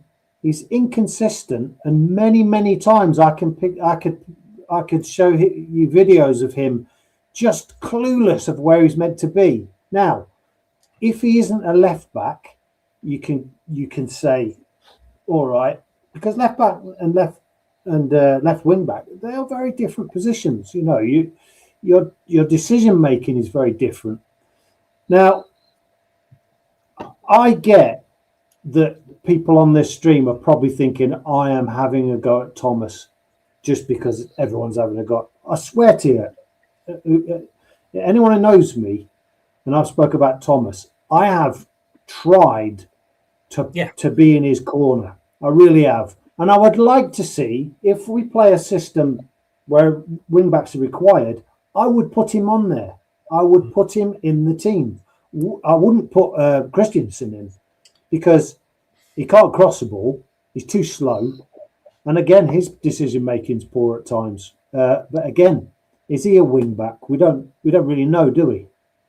No, and I've got to say, Clibbo, I've got to the point now where I can't defend Luke Thomas, but I've got to say it's a bit like last season with James Justin. It's all about square pegs in square holes.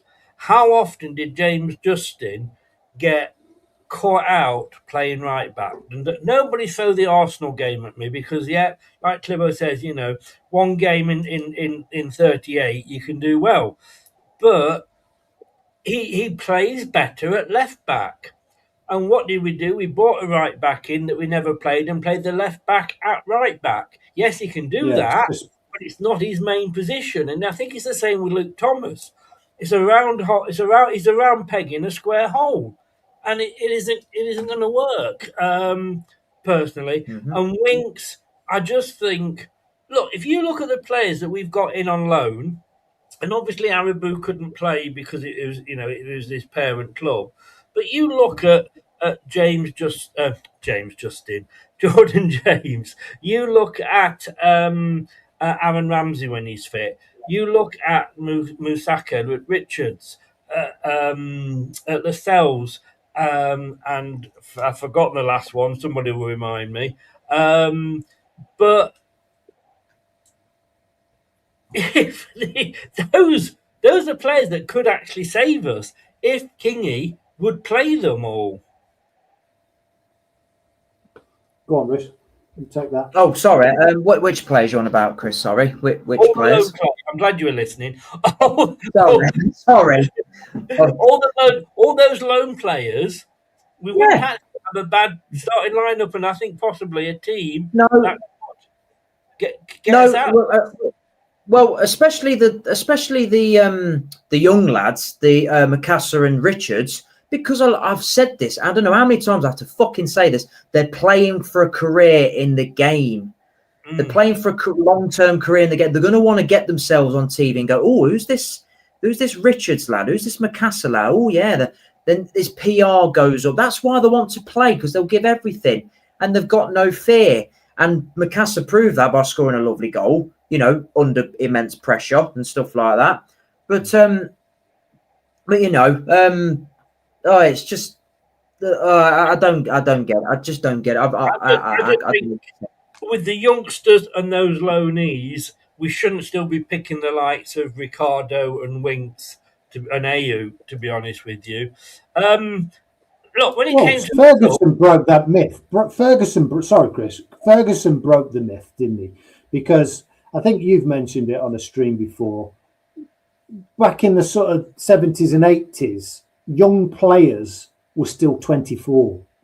You know, Ferguson won trophy after trophy, blooding young players, a lot of them as well. What I do believe is, when I've spoke to Reece about which older players should we keep the older players, I've always maintained that you should have at least one senior older player in his 30s. Maybe can't play every game, but needs to be around the youngsters just for that guidance on and off the pitch. But yeah, it's a young man's sport now. It's a lot younger than it used to be. Yeah. Now, like I say, I understood one of these substitutions, because you can see there our 4 forward players were the 4 that were replaced. And as I've always said, the best form of defence, is attack. Because you're keeping the opposition busy. Daka, that was a prime game for him to stay on all game. There was no reason to take him off at all, because leave him on and you've got to keep 2 defenders back. Because he could break, he could run, and when they are attacking to try and get the game back and get back to 3-3 and what have you, you're then looking at, well, that's when you can hit them on the break. That's when you need Daka, not Ayew. Do you know what I mean? But look, the 3 goal scorers and the 2 players that got assists all came off. So Lascelles from Aberdeen, I don't think any of those players that went off deserve to go off. If you're going to make those changes, then it has to be tactical. Lascelles, I mean, he came on, bless him, and we conceded 3 goals. But the others, I mean, and I think in a way, I think Kingy might have accepted this. He got those substitutions wrong, but then we go right back, Clipper, to the start where I said he needs help. He does, yeah. But I mean, a Southampton fan. I was listening to a Southampton fan on YouTube, and no, he wasn't a Southampton fan. He was just doing like a review of the game, actually. And one of the things that he pointed out when he looked at the team sheet was the lack of pace in the side. Now, I wouldn't say there was lack of pace all over the side, but in key areas, you are lacking in pace. And one of the things that I think we are missing is height. And something that we've got in the window is we've got a much beefier old school central defender. We've got the young lad from Man City who's pacey, looks quite tall. We've got Richards from Chelsea, another big lad with pace. And I think pace kills, doesn't it? You know, and we need alternatives to trying to play like Arsenal used to. like try and walk it into the goal. If you're going to use your wingers effectively, get them to cross a ball. You've got to have somebody who's willing to jump and who can jump with height. We're lacking so many.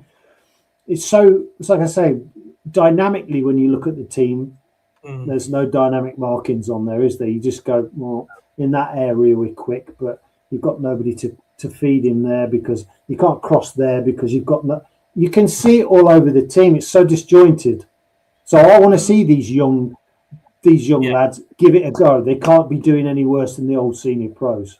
But Reece, to take your 4 speedy players off, I'd say out of the team, those are probably 4 of your fastest players that we've got. To take them all off, but like I say, have we got to accept that is naivety by Kingy, and the fact that he's being asked to do a job that he's not ready for, and nobody's been brought in to help him apart from dickhead Sadler. Yeah, I completely agree, Chris. I mean, I think the thing that really grinded my gear was he took off a winger and put on a centre half. And that, for me, I mean, we've shown multiple times this season, I can't be the only one that thinks this, we cannot defend a lead. And like you said, Chris, attack is the best form of defence, and that is certainly the case with us. We need to score. They score 3, we score 4. That's the way we're going to have to do it now for the end of the season, because we cannot hold a lead. We can't do it. We nearly, we've bottled it numerous times this season. So I don't see why he thought he could try and do it. But yeah, it is naivety.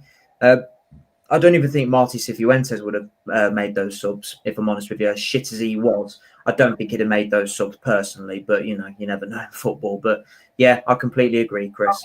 Call me a conspiracy theorist, but, top could be sat there going, well, if Andy King does it, they'll be saying, well, he's a former player. We love Andy King, and he's not quite, ready for it, but he's doing us a favour by stepping in. Who knows? Maybe I am being a little bit too conspiracy theorist. Look at this. I mean, this absolutely fucks me off. Look, I know. Talk about. I thought you were juggling then. There's absolutely, when they say it's a game of 2 halves, yeah, no fucking shit, Sherlock. Look at that.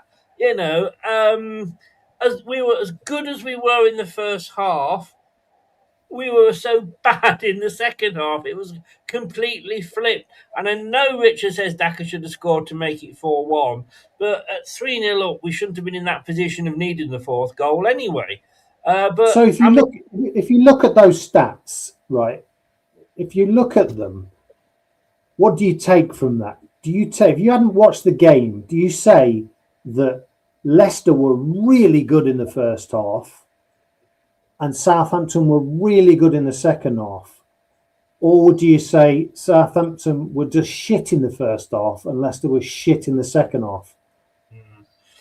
Glass half full, half empty, isn't it? Yeah.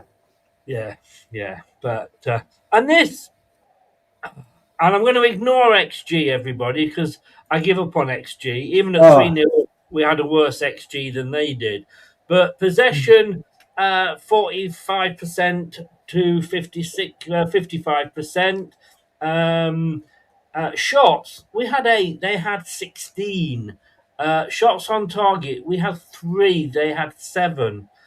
But look at that, touches in the opposition box. At half-time, we were well ahead. And then I think we only had about another 2 or 3 in the second half, and they got 32. I mean, and goalkeeper saves. Their goalkeeper never had to make a save. And that, to me, is that basically sort of sums us up. But remember earlier on, I said I wanted to have a look at one player in particular. And this is the guy, Divine Musaka. It was almost divine intervention, but it wasn't to be. I mean, he was on the pitch for 64 minutes. He scored a goal. He had one shot on target, 1 assist. But when you look down, chances created 3. Total passes 34, passing accuracy 82, total tackles 2. That to me doesn't tell the full story, because what I noticed was when I was watching the game of where he was, that is his heat map. Yeah, that's pretty impressive. That is a number 10, right? He was everywhere. And it's funny that he was spending more time on Luke Thomas's side. That may be, read into that what you will. But I know Dworski, I'm dropping that from my stats from now on. But yeah, that to me, I'm thinking, wow, that Yeah, good. I'll tell you what I take from that heat map as well. Again, I could be completely wrong, but it's someone that is working their asses off, trying to, make themselves known and doing their best for the team as well. I mean, number 10s should average that sort of positioning. Obviously, not more on the sub, but more in the central sort of thing, dictating a game. But every single time he wanted the ball, he's always asking for the ball at his feet. Give me the ball, I want it.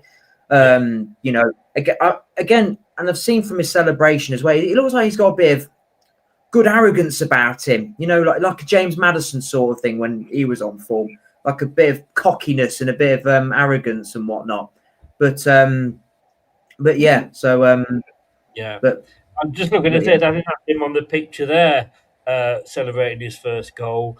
But yeah, I just think, I was watching him, and he was linking up with Fatawu. He was linking up with Mavididi and Daka was linking up with him. He seemed to almost be the missing link that we needed. And let's be honest with you, we've got a lot of missing links, haven't we? But look, that was what I took from the game. I think he was a positive to take from the whole game. And again, I don't know, it might have been a thing, but he's been playing. He's been playing for Pep. He's played 6 Premier League games this season. He shouldn't be tired. He's 18. Do you know what I mean? So why he was taken off, God knows. Well, I think we just went too defensive. I think that I said it during the watch along. I said, again, we're going defensive.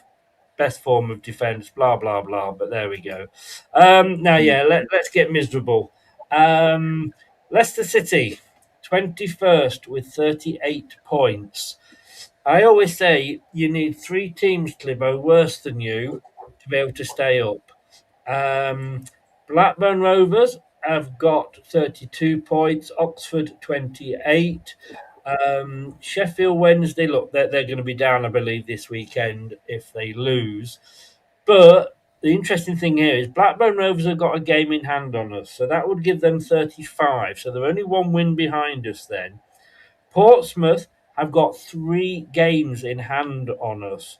They are 1 place above us and 1. I don't know why it says 38. It looks like it says 38, but it's 33 that we've got.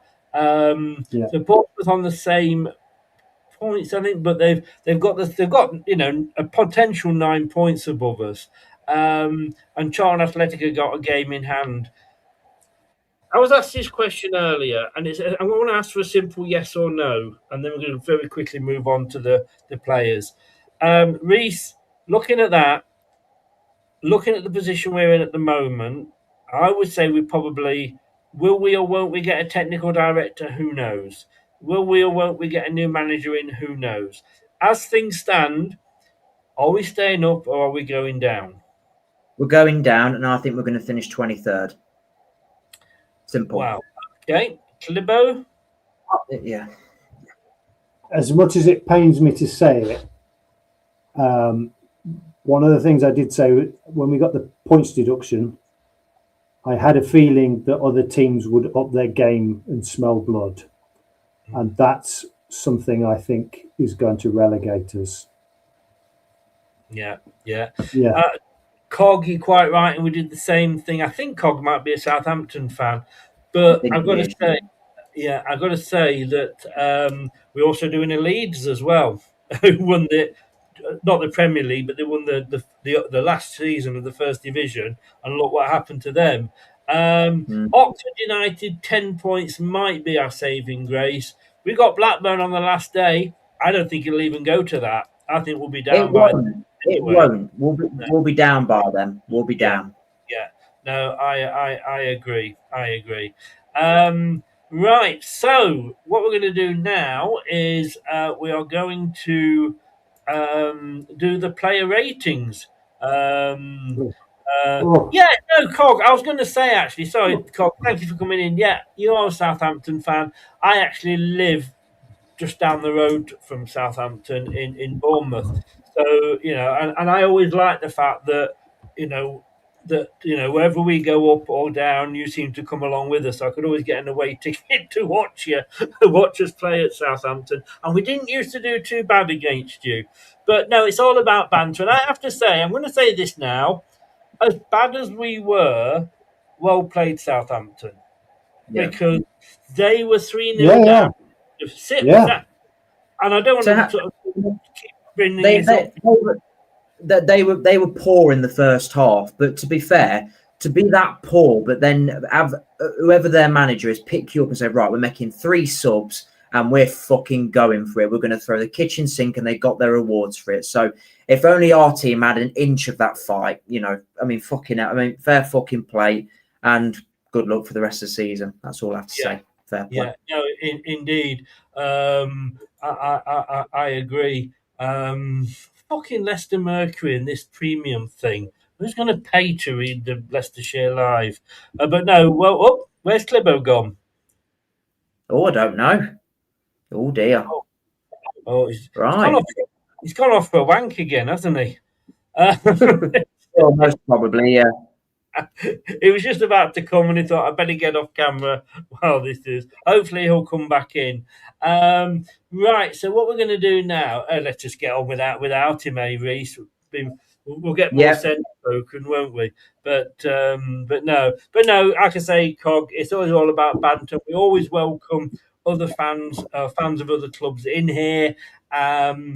As long as obviously it's all kept, like you say, respectful banter and what have you. Right, so let's go through these and give me your ratings out of 10. No half points, I'm afraid, mate. No, okay. You get to a clean sheet of paper. I'll write Clibbo down in case he does come back in. Hopefully, I message you and let you know what happened. I'll keep it. Oh, hang on.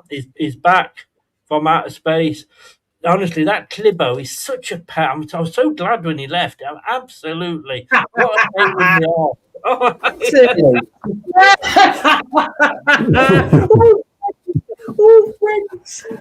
Yeah, I don't know what happened there.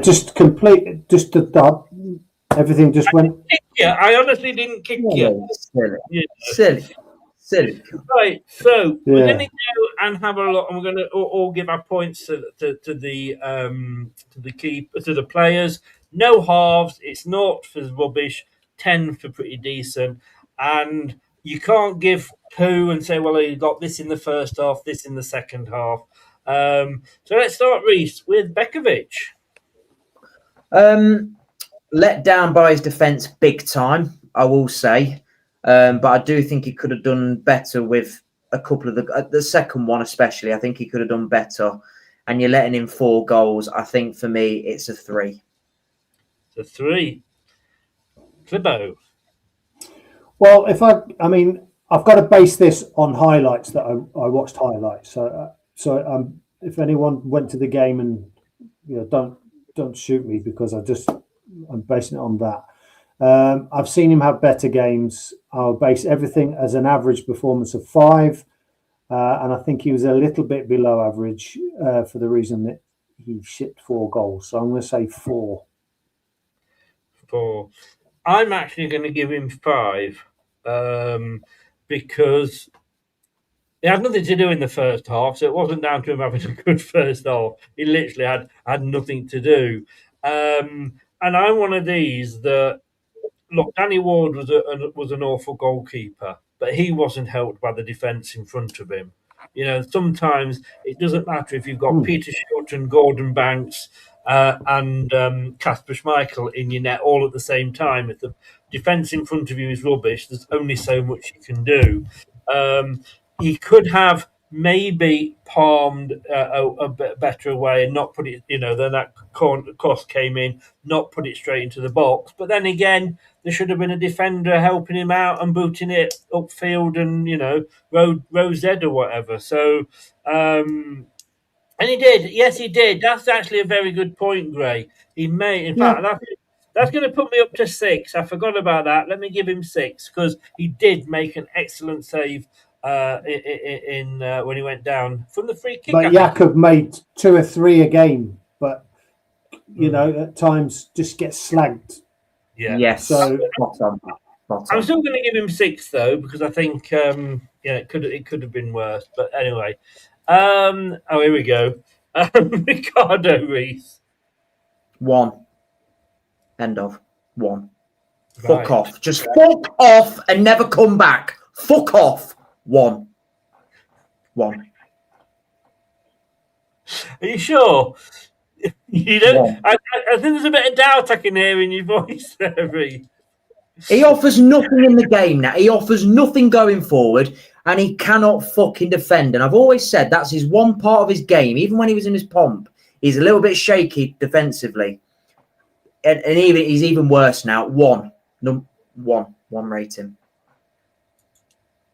Clibo?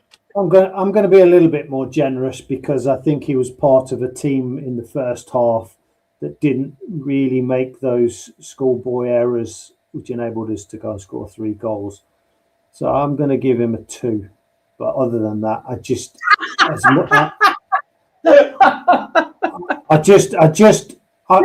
it hurts me to say it because he is my favourite player at that club. Everything he did for us, I just loved him. But I can't go on sentiment. I go on what I see when he's playing, and his positional awareness is just horrific. No, just nothing. So I'll give him a 2. I won't be so shit. Yeah, I have to say on the BBC site where fans can vote for their team and what have you at the end.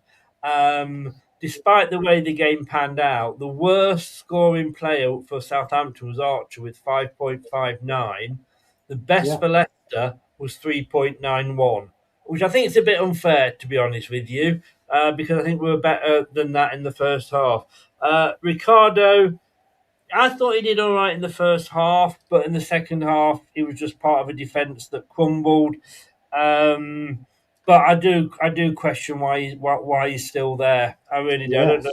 I don't. He was my bingo card for the red card today. So I'm going to agree with you, Clibo, and give him a 2.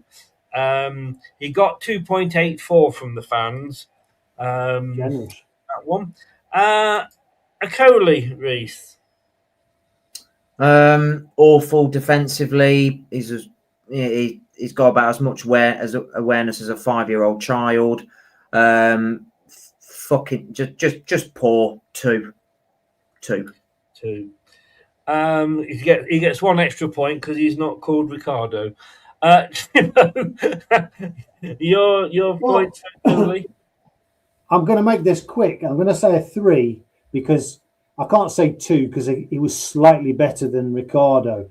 Now, what disappoints me about Akoli is he's got, if you look at him as a specimen, he's got the attributes physically, but the guy can't pass for shit. He looks clumbersome, and when he makes a mistake, he clearly doesn't know how to rectify it other than drag somebody down. So, he didn't do that in this game, but he's a liability. He's got 3. I can't give him any more than 3. It looks, and the thing with this defence is, I can say it looked good in the first half, but then they really didn't have much to do in the first half. If you go back, why I couldn't give Begovic more than as much as you did. Yeah. I've got twice here. I'm agreeing with you. I'm giving him 3 again. Reese, Nelson. Poor. I can't. I like Nelson. I think he's got good potential as a player, and he needs help alongside him. And you're not going to get any help from that fucking shit twat next to him. But poor for. I mean, just poor defensively for. You know, just. I can't even find the words to describe it. To be honest with you, I'm that pissed off with three. Not good enough. Not good enough. Clibbo? Well, I'll give him a 4 because he was better than Okoli, which would make sense. But I think Nelson is suffering from the trying to do everything because the rest of the defence is shit. And I think he's caught a bit in between here and there. Now, that is something that he's got to rectify. But it's almost also that the manager has to say to him, stick to you, no matter what else is going on, stick to where I ask you to play. I do believe he's good enough. Oxford fans will tell you a completely different story to people that are down on him at the moment. And he's potentially going to be a very good player. But I don't want to beat down too much on Nelson because next season we're going to need to rely on him because I don't think we're going to be having the same. This is on this performance today. Yeah. It's a 4. It's a below average score, but it's better than Okoli, so I can only say 4. 4. Righty-ho. I hate to do this, but again, you agree with me? I do. I'm going to give him 4 again. I can't believe I'm giving these scores when you look at how good we were in the first half. Luke Thomas, Reese.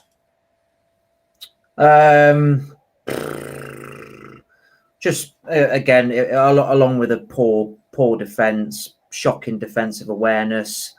2. Like I said, I agree with everything Uncle Clibbo said about him and stuff, but this game alone, I can't. You know, not good enough. 2. Yeah, 2. Clibbo. I'm going to try and be generous, based on the fact that there was a clean sheet at half time. I think he was better than Ricardo, and I think he was about as good as Okoli.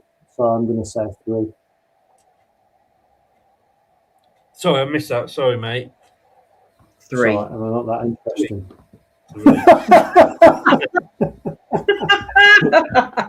I'm trying to multitask here. Stop being married again. Silly.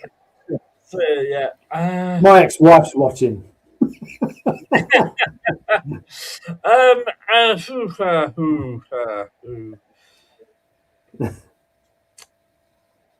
I wasn't impressed with him at all. Like I say, I didn't have anything to do in the first half, so I can't say that he was really, really good in the first half.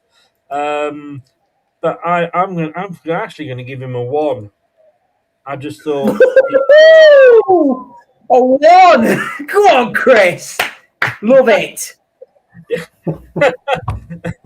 Well, thank you for savage. Oh, I'm fuming.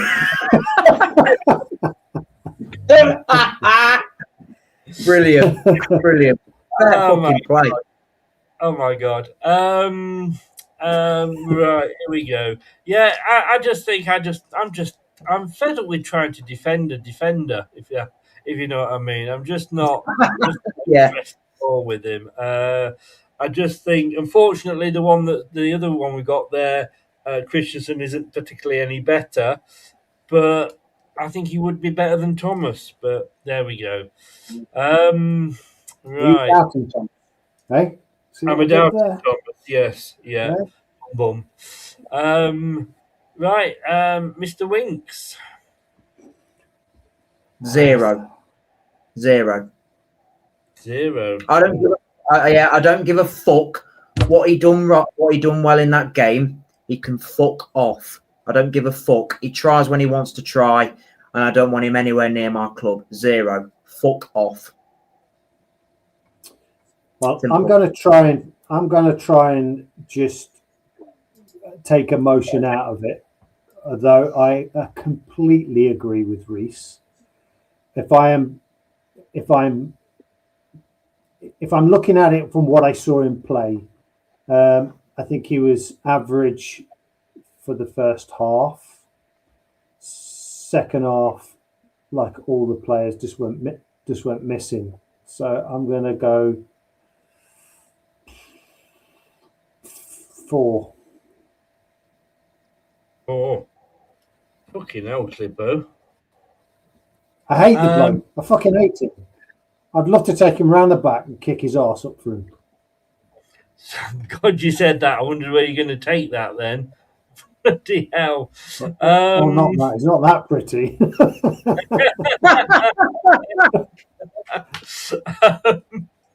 Take him out of the bat and think, oh my God, please don't.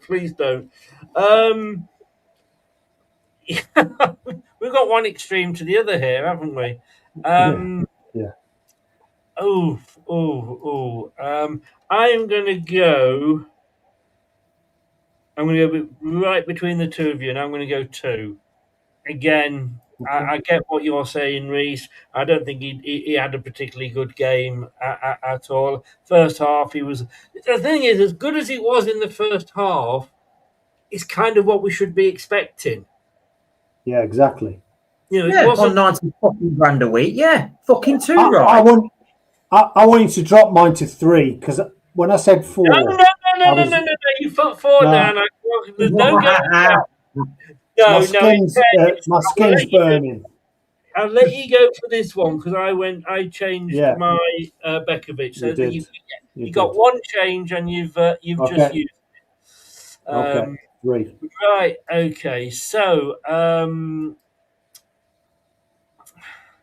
Skip, who, let's be honest with you, had been coming into his own.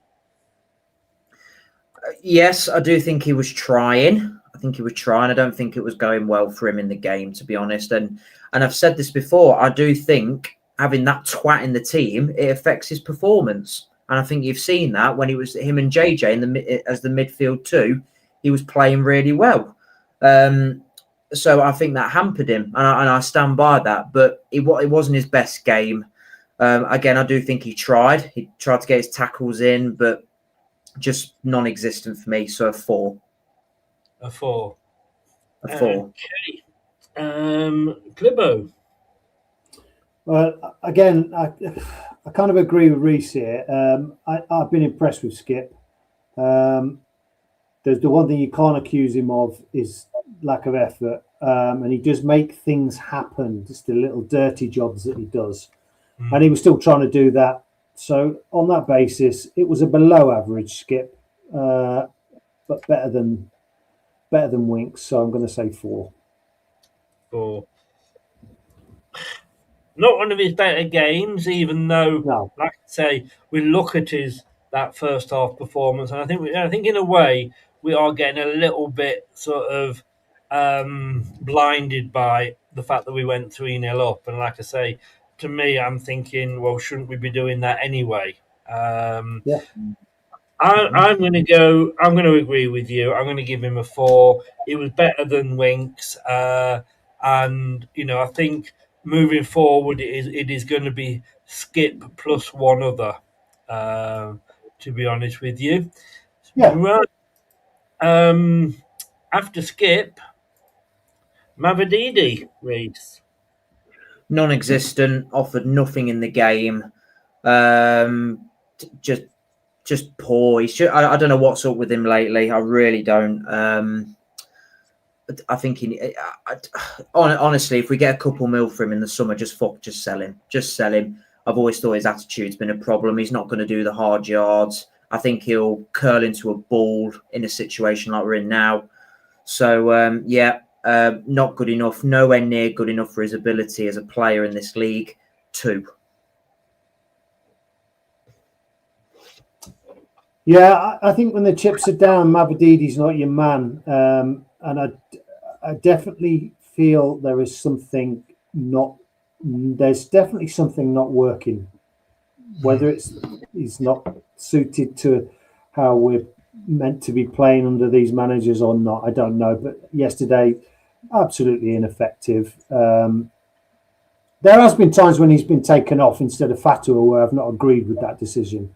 But yesterday, just offered nothing. So 3.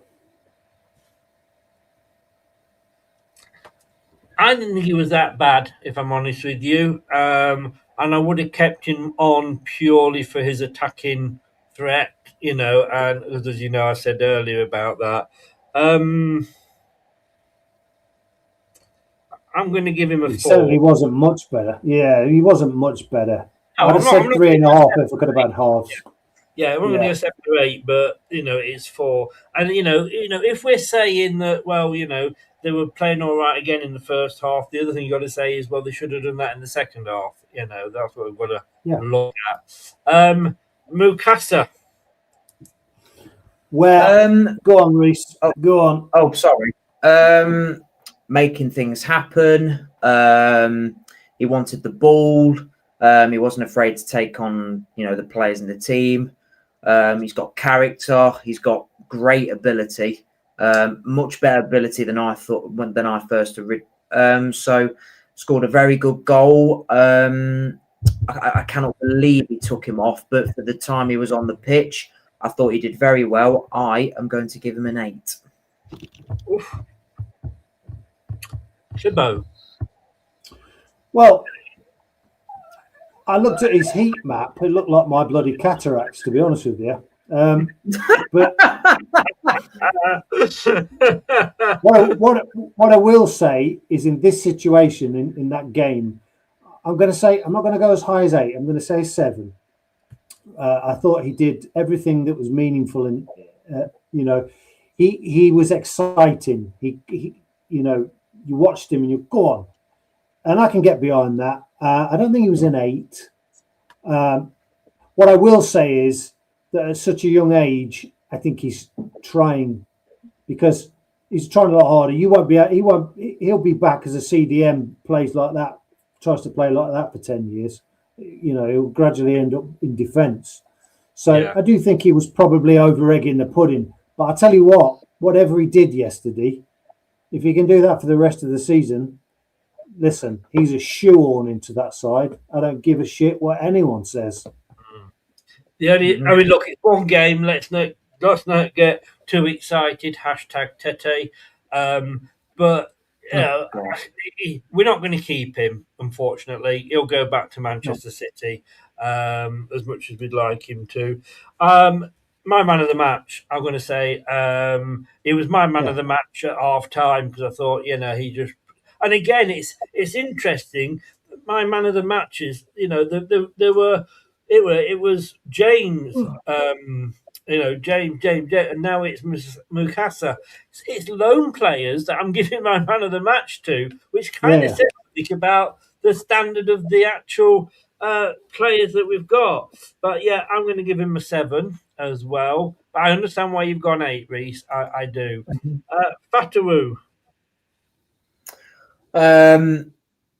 Apart from that wonder goal that he does every now and then, and I'm sick of fans giving him a pass because he scores all these wonder goals. Because again, a player of his ability, I think pound for pound, he's the best player in that league. I don't give a shit what anyone says, and he should be doing way more than he's doing than scoring a few wonder goals. So I'm not falling for it. Apart from the goal, I thought he was poor, ineffective, one-trick pony. I'm going to give him a 5. Well, I thought you were going to go lower after that introduction. No, I've got to take into account he scored. It was a good goal. Fair play to him, but he offers nothing else. That's it. Yeah. That is all he does. That's not enough. I'm going to base it on yesterday, because I agree with most of what Reese said there. I think he's another one where his attitude this season hasn't been great. And if he can't be asked, he don't do it. And that, to me, you have to have those to be a great player, to be the best player in the league. Doesn't mean that you've got the fanciest skills. The best player, it's about this inside. And this season worries me. And I think yesterday, again, when the chips were down, I don't really think he put the hard yards in. Again, I think fans do get blinded by the wonder goals. Hey, I'm thankful for them because we'd have, we beat Birmingham at home because of it, and and great.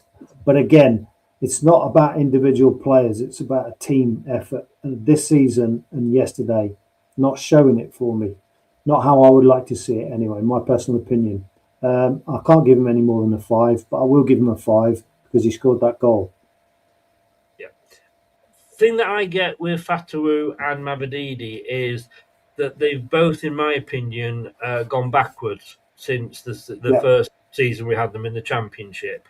When they would get back and do a lot of defending, there were more team players. What gets me so annoyed, probably slightly more with Mavididi, but with Fatawu as well, probably the same, is that it's a team game. And all right, he got away with it yesterday because he took the shot and he scored.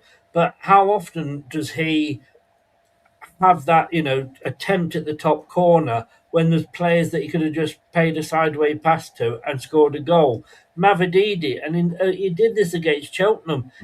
He was trying, he had a breakaway. It was one, and there was just one defender on him, and he was doing his feet, his jump over the ball and all that sort of thing. By the time he'd finished, there was another fucking defender on him.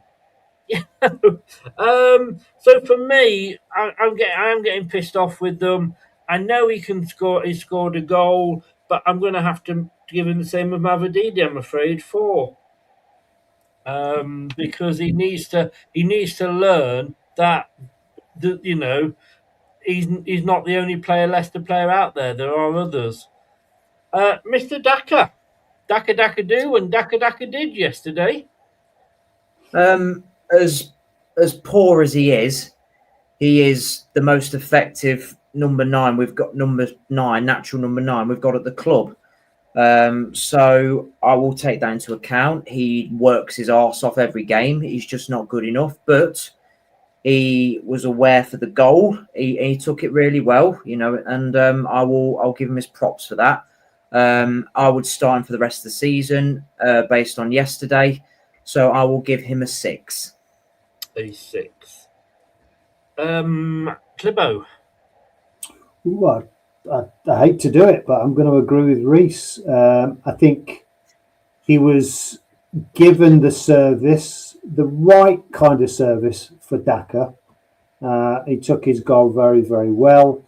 He had plenty of energy. Like you say, when he's on, you got to keep 2 defenders up there because he'll run straight through the middle of them, like Vardy used to do, to take 3 defenders out, but just by pace.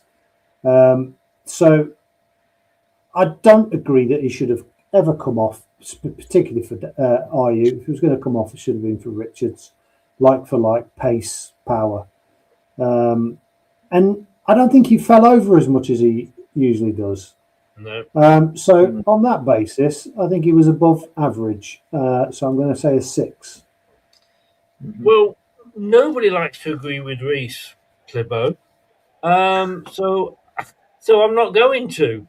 I don't know if he should be our main strike for the rest of the season, but I just want to see this Richards that we've got Who would you play, Chris? Who would you play ahead of him? Richards, probably. He's not going to play there, is he? He's bought as a backup winger. So out of Daka and Ayew as the number 9s. Oh, out of those two, I agree.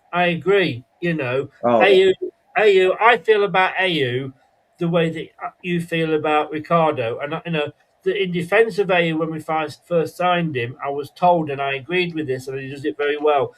For the last 10 minutes, if you're holding on to a lead, bring him on, and he'll fall down and break the game up and what have you.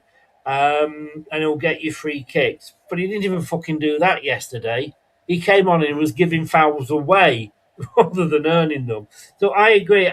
Daka and AU, it's Daka every single time and twice on a Sunday, as they say. But I would like to see him in a number, with a partner and have two up front, as you might see on Friday night. So I'm not going to agree with you, Reese, on that. But this was one of his better games. Unfortunately, he doesn't do it often enough. If he played in that like he played in that first half more often, I think we'd have another player. I really, really do. So I'm not going to agree with Reese, but I'm going to agree with Clibo and give him a 6. I gave him a 6. No, you did. You did give him a 6. Oh, you're a twat, you are. You're a twat, you are. An absolute dickhead.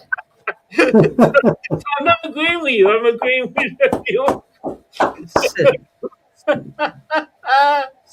Oh. They say youth's wasted on the young, don't they? They do. I was wondering how long it would take him before he went. Well, I gave him a 6 as well.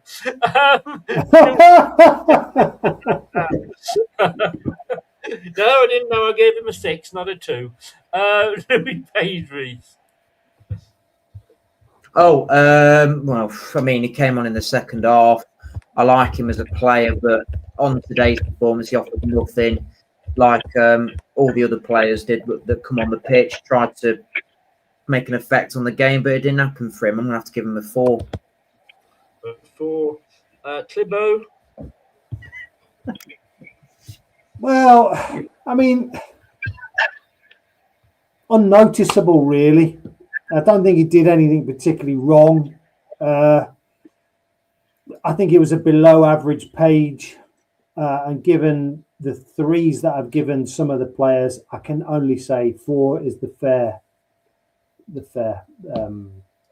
score.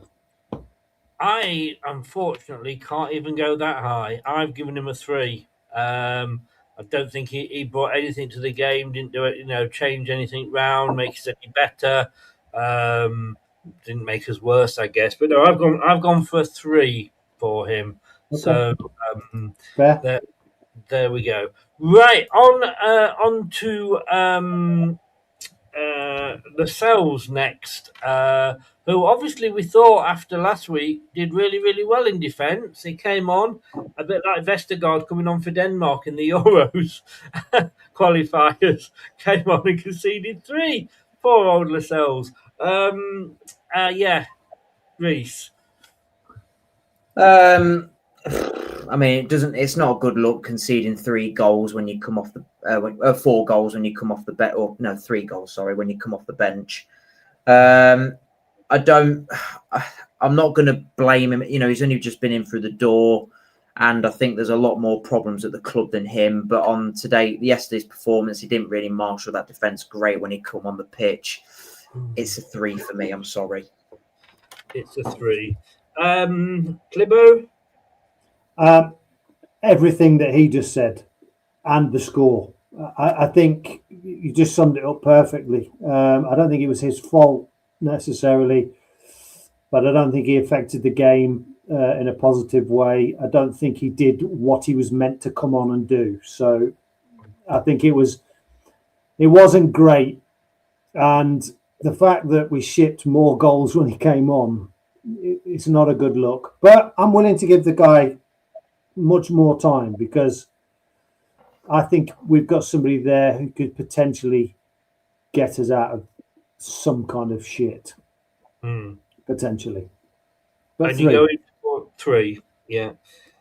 I wish he would. I'd sooner have him as captain than Rickety 100%. Ricardo. I know he's was he 32? Is he? Yeah. But yeah, I think if we're still wherever we are next season, we could do with him. He could be. I agree. Yeah, he could be the new Robert Huth, if you like. Obviously to a lesser degree, but he can still do that. However, I've got to judge him on what happened after he came on, and there were 3 goals went in after he came on, so I've got to give him 2. Fair. 2. Fair enough. Silko Thomas, Reese. Well, he weren't on the pitch for long. He's just a bit of an average Joe, isn't he? He's not got much quality to his game, and I like his work ethic off the ball, and he does try. But yesterday, again, no effect on the game. 3. 3. Oh, Clibo? I'm going to try and spin it a different way. I actually have watched this kid in the youth setup, and he is actually quite a skillful young man. I don't really think this has been the best season to blood him. I think he should have gone out on loan in maybe League One. But again, got to judge him what I saw yesterday. Really wasn't on the pitch to make much of a difference. So I'm going to have to agree with Reece. It's a 3 for me. It's a 3. And it's a full set. I'm going to give him 3 as well. Because, like I said, I don't think he did anything wrong, but didn't really affect the game. Finally, and I wish it was finally, Jordan Ayew, why? Well, if you're going to bring him on, like I say, bring him on and tell him, break the game up. Go down and get free kicks and get us fouls. Don't give away stupid. Although one of them, in fairness, that he gave away wasn't a foul because the referee was so awful. But just go for it, Reece. 0. Fuck off, you fat, useless cunt. Simple. Okay. 0, did you say? Yep, 0. Fuck off. 0. I've got to say, if this video doesn't get monetized, I know what to play. Clibo. Listen, I can only judge him on the number on his shirt and the position that he came on in place of. And he was so ineffective. It makes me want to punch myself in the bollocks. It just enrages me. So anyone who's saying, well, he's not a number 9, look at the number on the back of his shirt and look at what position he was brought on to play. So I'm going to go slightly higher than Reece and say a 1, just because I think 0 is an emotional score, so I'm trying to take the emotion out of it. It is emotional. Even though I just said I punched myself in the balls watching him. I'm going to go 1. You're going to go 1, right? Yeah. I am going to agree with one of you. It's Reece. It's Reece.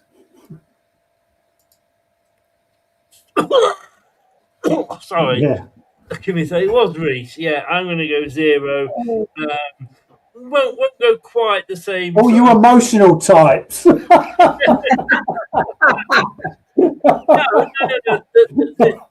The reason I have gone for 0 is because he was fucking shit. Yeah, you're right. It was. But 1 is a shit score. Yeah, 1 is a shit score. It is, but he wasn't even that good. I might have given him 0.1 for fucking putting the shirt on the right way. That's as high as I'm going. Well, I've got 1. Do you remember when you used to do exams at school, Chris, years ago, and they always said, if you don't answer any questions but you put your name correctly on, you get 1. Yeah. You come on the pitch, so that's why he gets a 1. The funny thing was that I nearly said I was going to give him 1 for actually running up and down the pitch and warming up, but there we go. Let's have a look then. What we're going to give Kingy? What we're going to give a Kingy, Reece? Those second half subs really, really let him down. Very naive tactically. I thought he got the first half spot on, but unfortunately, I don't judge it on 45 minutes. I judge it on 90, and we lost the game 4-3. Look, guy, but I am sorry. You're getting a 4. 4. Clibo? Yeah. I think the first half is something that I look at Kingy and I relate this back to the pre-season games that I saw and was at. And that's kind of, I think, the kind of style and energy that I saw. But to totally destroy that work, I mean, it's beyond shocking. So I'm going to be generous, and I am going to say a 4. And that's not me basing it on the first half. It's just me basing it on what I think he could potentially do eventually as a manager. We saw in the first half, but we saw the good and bad, and it was below average because we lost 4-3, having been 3-0 up. So 4 is a generous. I'm going to. Oh, first of all, let me just say, Gray says, "AU just leave." Totally, 100%. Yeah. I'm going to disagree with both of you guys. I'm actually going to go for a 5, but with an asterisk. You can't be having contingencies and things like that, Chris. You can't be doing that. Yes, I can. It's my channel. It's like saying I'm going to have halves. No, we don't allow halves. We don't. No. I'll tell you All about asterisks. in a second, but I can have a contingency.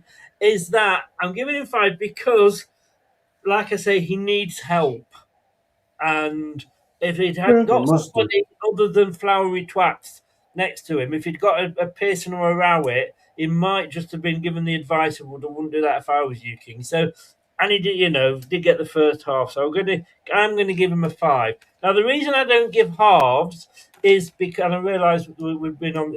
It's a cop out. It is a cop out. Halves is a cop out. No. I've got to say, first of all, thanks for sticking with us. We will round this up soon. It has been a longer show than normal. I think we've had a lot more to say than normal in this show. But the reason why I don't do halves is because we used to compare this to Jordan Blackwell in the Leicester Mercury and see what he gave the scores as. Of course, now they've made it a premium page, but if you know, you know, and I can get in without having to pay. So, Leicestershire Live. So you gave Berkovic, we went 3, 4, 6. Jordan gave him a 5. You gave him a 5. Jordan Blackwell at Leicestershire Live. No, you gave him a 5 as well. No, I gave him a 6. You said 5. Yeah, then I 5. No, right. Okay. Because of the save, I'd forgotten the save. Okay. Okay. Is that the asterisk? Oh, look at him showing his workings out. We've got a red pen here. I can make you do homework, Clibbo. I know all about them. Ricardo, Reese 1, Clibbo 2, me 2. And this is where I love doing this bit so much because I just love whoever I'm doing it with reaction. Jordan gave him a 6. For who? Ricardo. Yeah, he didn't go to the match. It's like these reviewers that go to concerts and just talk shit. They don't turn up. I'll just read you his first line. I'm not going to read it all out because I'll say we will come to the end. It says, reports of his demise seem premature. Right, moving on, I think, quickly is what we say there. Yeah, I think you should scratch your eyes, Reese. Right, Coley, we went 2, 3, 3. Jordan Blackwell gave him a 6 as well. I mean, he's definitely sucking Top's cock ears. Jesus Christ. YouTube, please don't shut me down. Please, whatever you do, don't shut me down. Nelson, we went 3, 4, 4. He gave him a 4. Thomas, we went 2. How is he worse than a Coley? I don't fucking get it. I'm done. You've not heard the best yet. Luke Thomas, we went 2, 3, and 1. I can't. Honestly, I promise you, This isn't a wind up.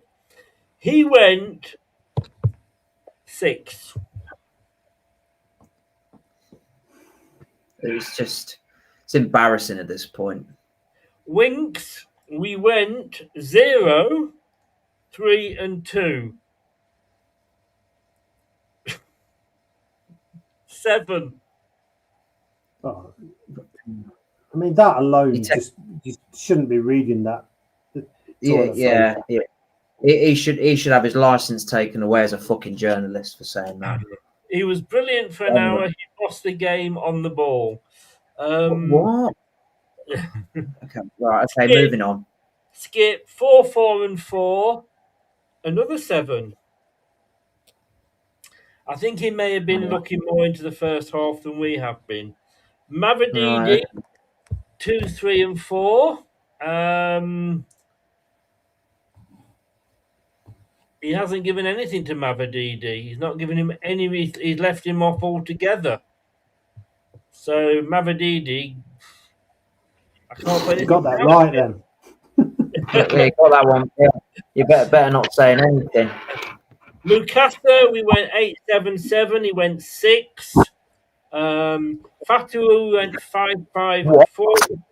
He got 7 off Jordan. Daka, we went 6, 6, 6. Daka got an 8. Okay, right. Okay, fine, yeah.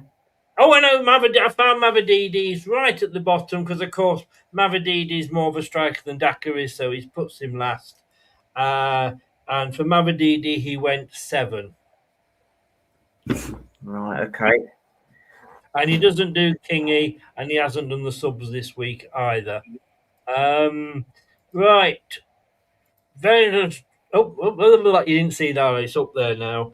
What's your team performance? We've got Alan who goes to the match. He gives the team performance and picks his man of the match. So you can see what Alan's done there. He's given them a 0. What are you going to give the team as a performance, Reese? I won't go 0 because obviously I will take the first half into account. But that second half just really just downgrades the score, and the game management of those players is non-existent. And they don't play as a team, so I'm going to give them a 2. A 2. Clibo?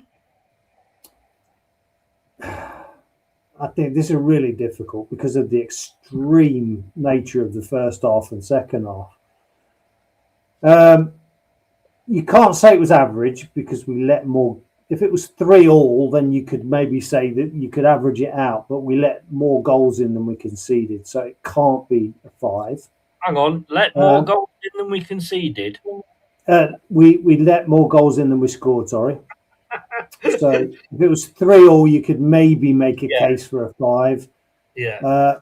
But the complete capitulation, it's inexcusable for me. So the fact that we were 3-0 up makes it even worse. So I'm going to say a 3. You were going to say a 3. Interestingly, and I can only go on what I gave last night when we did the post-match. I mean, I have to say that looking at the post-match, Wayne went 5, Jim went 6, and Tom went 5. I could only go as a 3, I have to say. Yeah. On that one. So man of the match, look, you know whose mine is. Mukasa, I think he showed everybody else up. He shouldn't have been taken off. He should have been left on. That was Kingy getting it wrong. So for me, Mukasa was the man of the match. For you, Reese, I would say man of the match as in a Leicester man of the match. Sorry. Mukasa again. It was very close between him and Daka. I think they were the only 2 shining lights in the team. But I will just edge it Mukasa purely because it's his home debut and for the age that he's performing at the age of 18. And, you know, he's acting like a 25, 26-year-old grown-up professional. So, the level of maturity that he shows, I'll give him. I'll give Mukasa man of the match for me. Clibo? Yeah, I agree. Macassar, again, home debut, looked eager, looked keen to get on the ball, make things happen, scored a goal. Perfect debut. So, yeah, Macassar. Yeah. You're right about Daka as well, Reece. I mean, I think it was one of his better games. Unfortunately, you say if you could only do it more often. Alan said he couldn't give it to anybody. Yeah. And in fairness, he did go like it was 10 in the first half of the performance, 0 in the second. But like you say, he's got to give it overall, so he went 0. And he said nobody deserved it. So fair play to him, fair play. Guys, look, it's gone on. I do apologise for keeping you so long. Brilliant show, as always. Thanks very much for your input. Thanks to everybody in the chat as well, and Gray for modding it. So I appreciate that. We're back on Friday at 8 o'clock. We're going to do a review of Southampton very, very quickly, because I have asked you guys to come in with a team that you think he should pick. Going 4-2-3-1, because I think that's what he will go. I'm going to be doing mine a little bit different, but I want you guys to do that. But can I just ask one quick question with a quick answer? Is it important that we do well in the FA Cup just for confidence, or do you just put out the youngsters, put the B team out, and just if we lose, we lose? Well, we're probably going to lose anyway. We lose. It doesn't matter. One less thing to distract us. Yeah, just I would just give the kids a go. Put Silko, Page, get them, Mongo, put them all out. See how they get on in men's football. Give them the full 90 minutes, and don't bother bringing on these fucking old professionals and shit. So yeah, I would. That's what I would do. We've got bigger fish to fry. Simple. Clibo? I can't give you a yes or no, and I'll tell you why. Because I've not decided which way I feel about it. So when I give you my team sheet, that will give you my answer. Bit of a cop out, bit of a Keir Starmer answer there, but you know we'll. Do not compare me to that piece of shit. Oh. Are we going to support him, Reece? This is the question. Do we support him? Climo, that is, not Starmer. That's a fair point. That's a fair point. Get those over to me sometime tomorrow. That would be brilliant. Thank you very much. Sorry it went on so long, but we've had a lot to talk about with this game because of the way it played out. It is in it. Eat, sleep, play football, lose again. Same old, same old. But thanks very much. Thanks to everybody in the chat. If you're listening via your favourite podcast platform, do appreciate it. Subscribe, like, share, and if you're on your mobile, give us a hype. Thanks very much, guys, and I will see you Friday at 9 o'clock. Take care, everybody. Good night. Thanks for watching. These videos are tremendous. You'd better like them too, or I'll be back. This podcast is proud to be part of the TalkSport Fan Network. TalkSport. Powered by fans. That will conclude this evening's entertainment.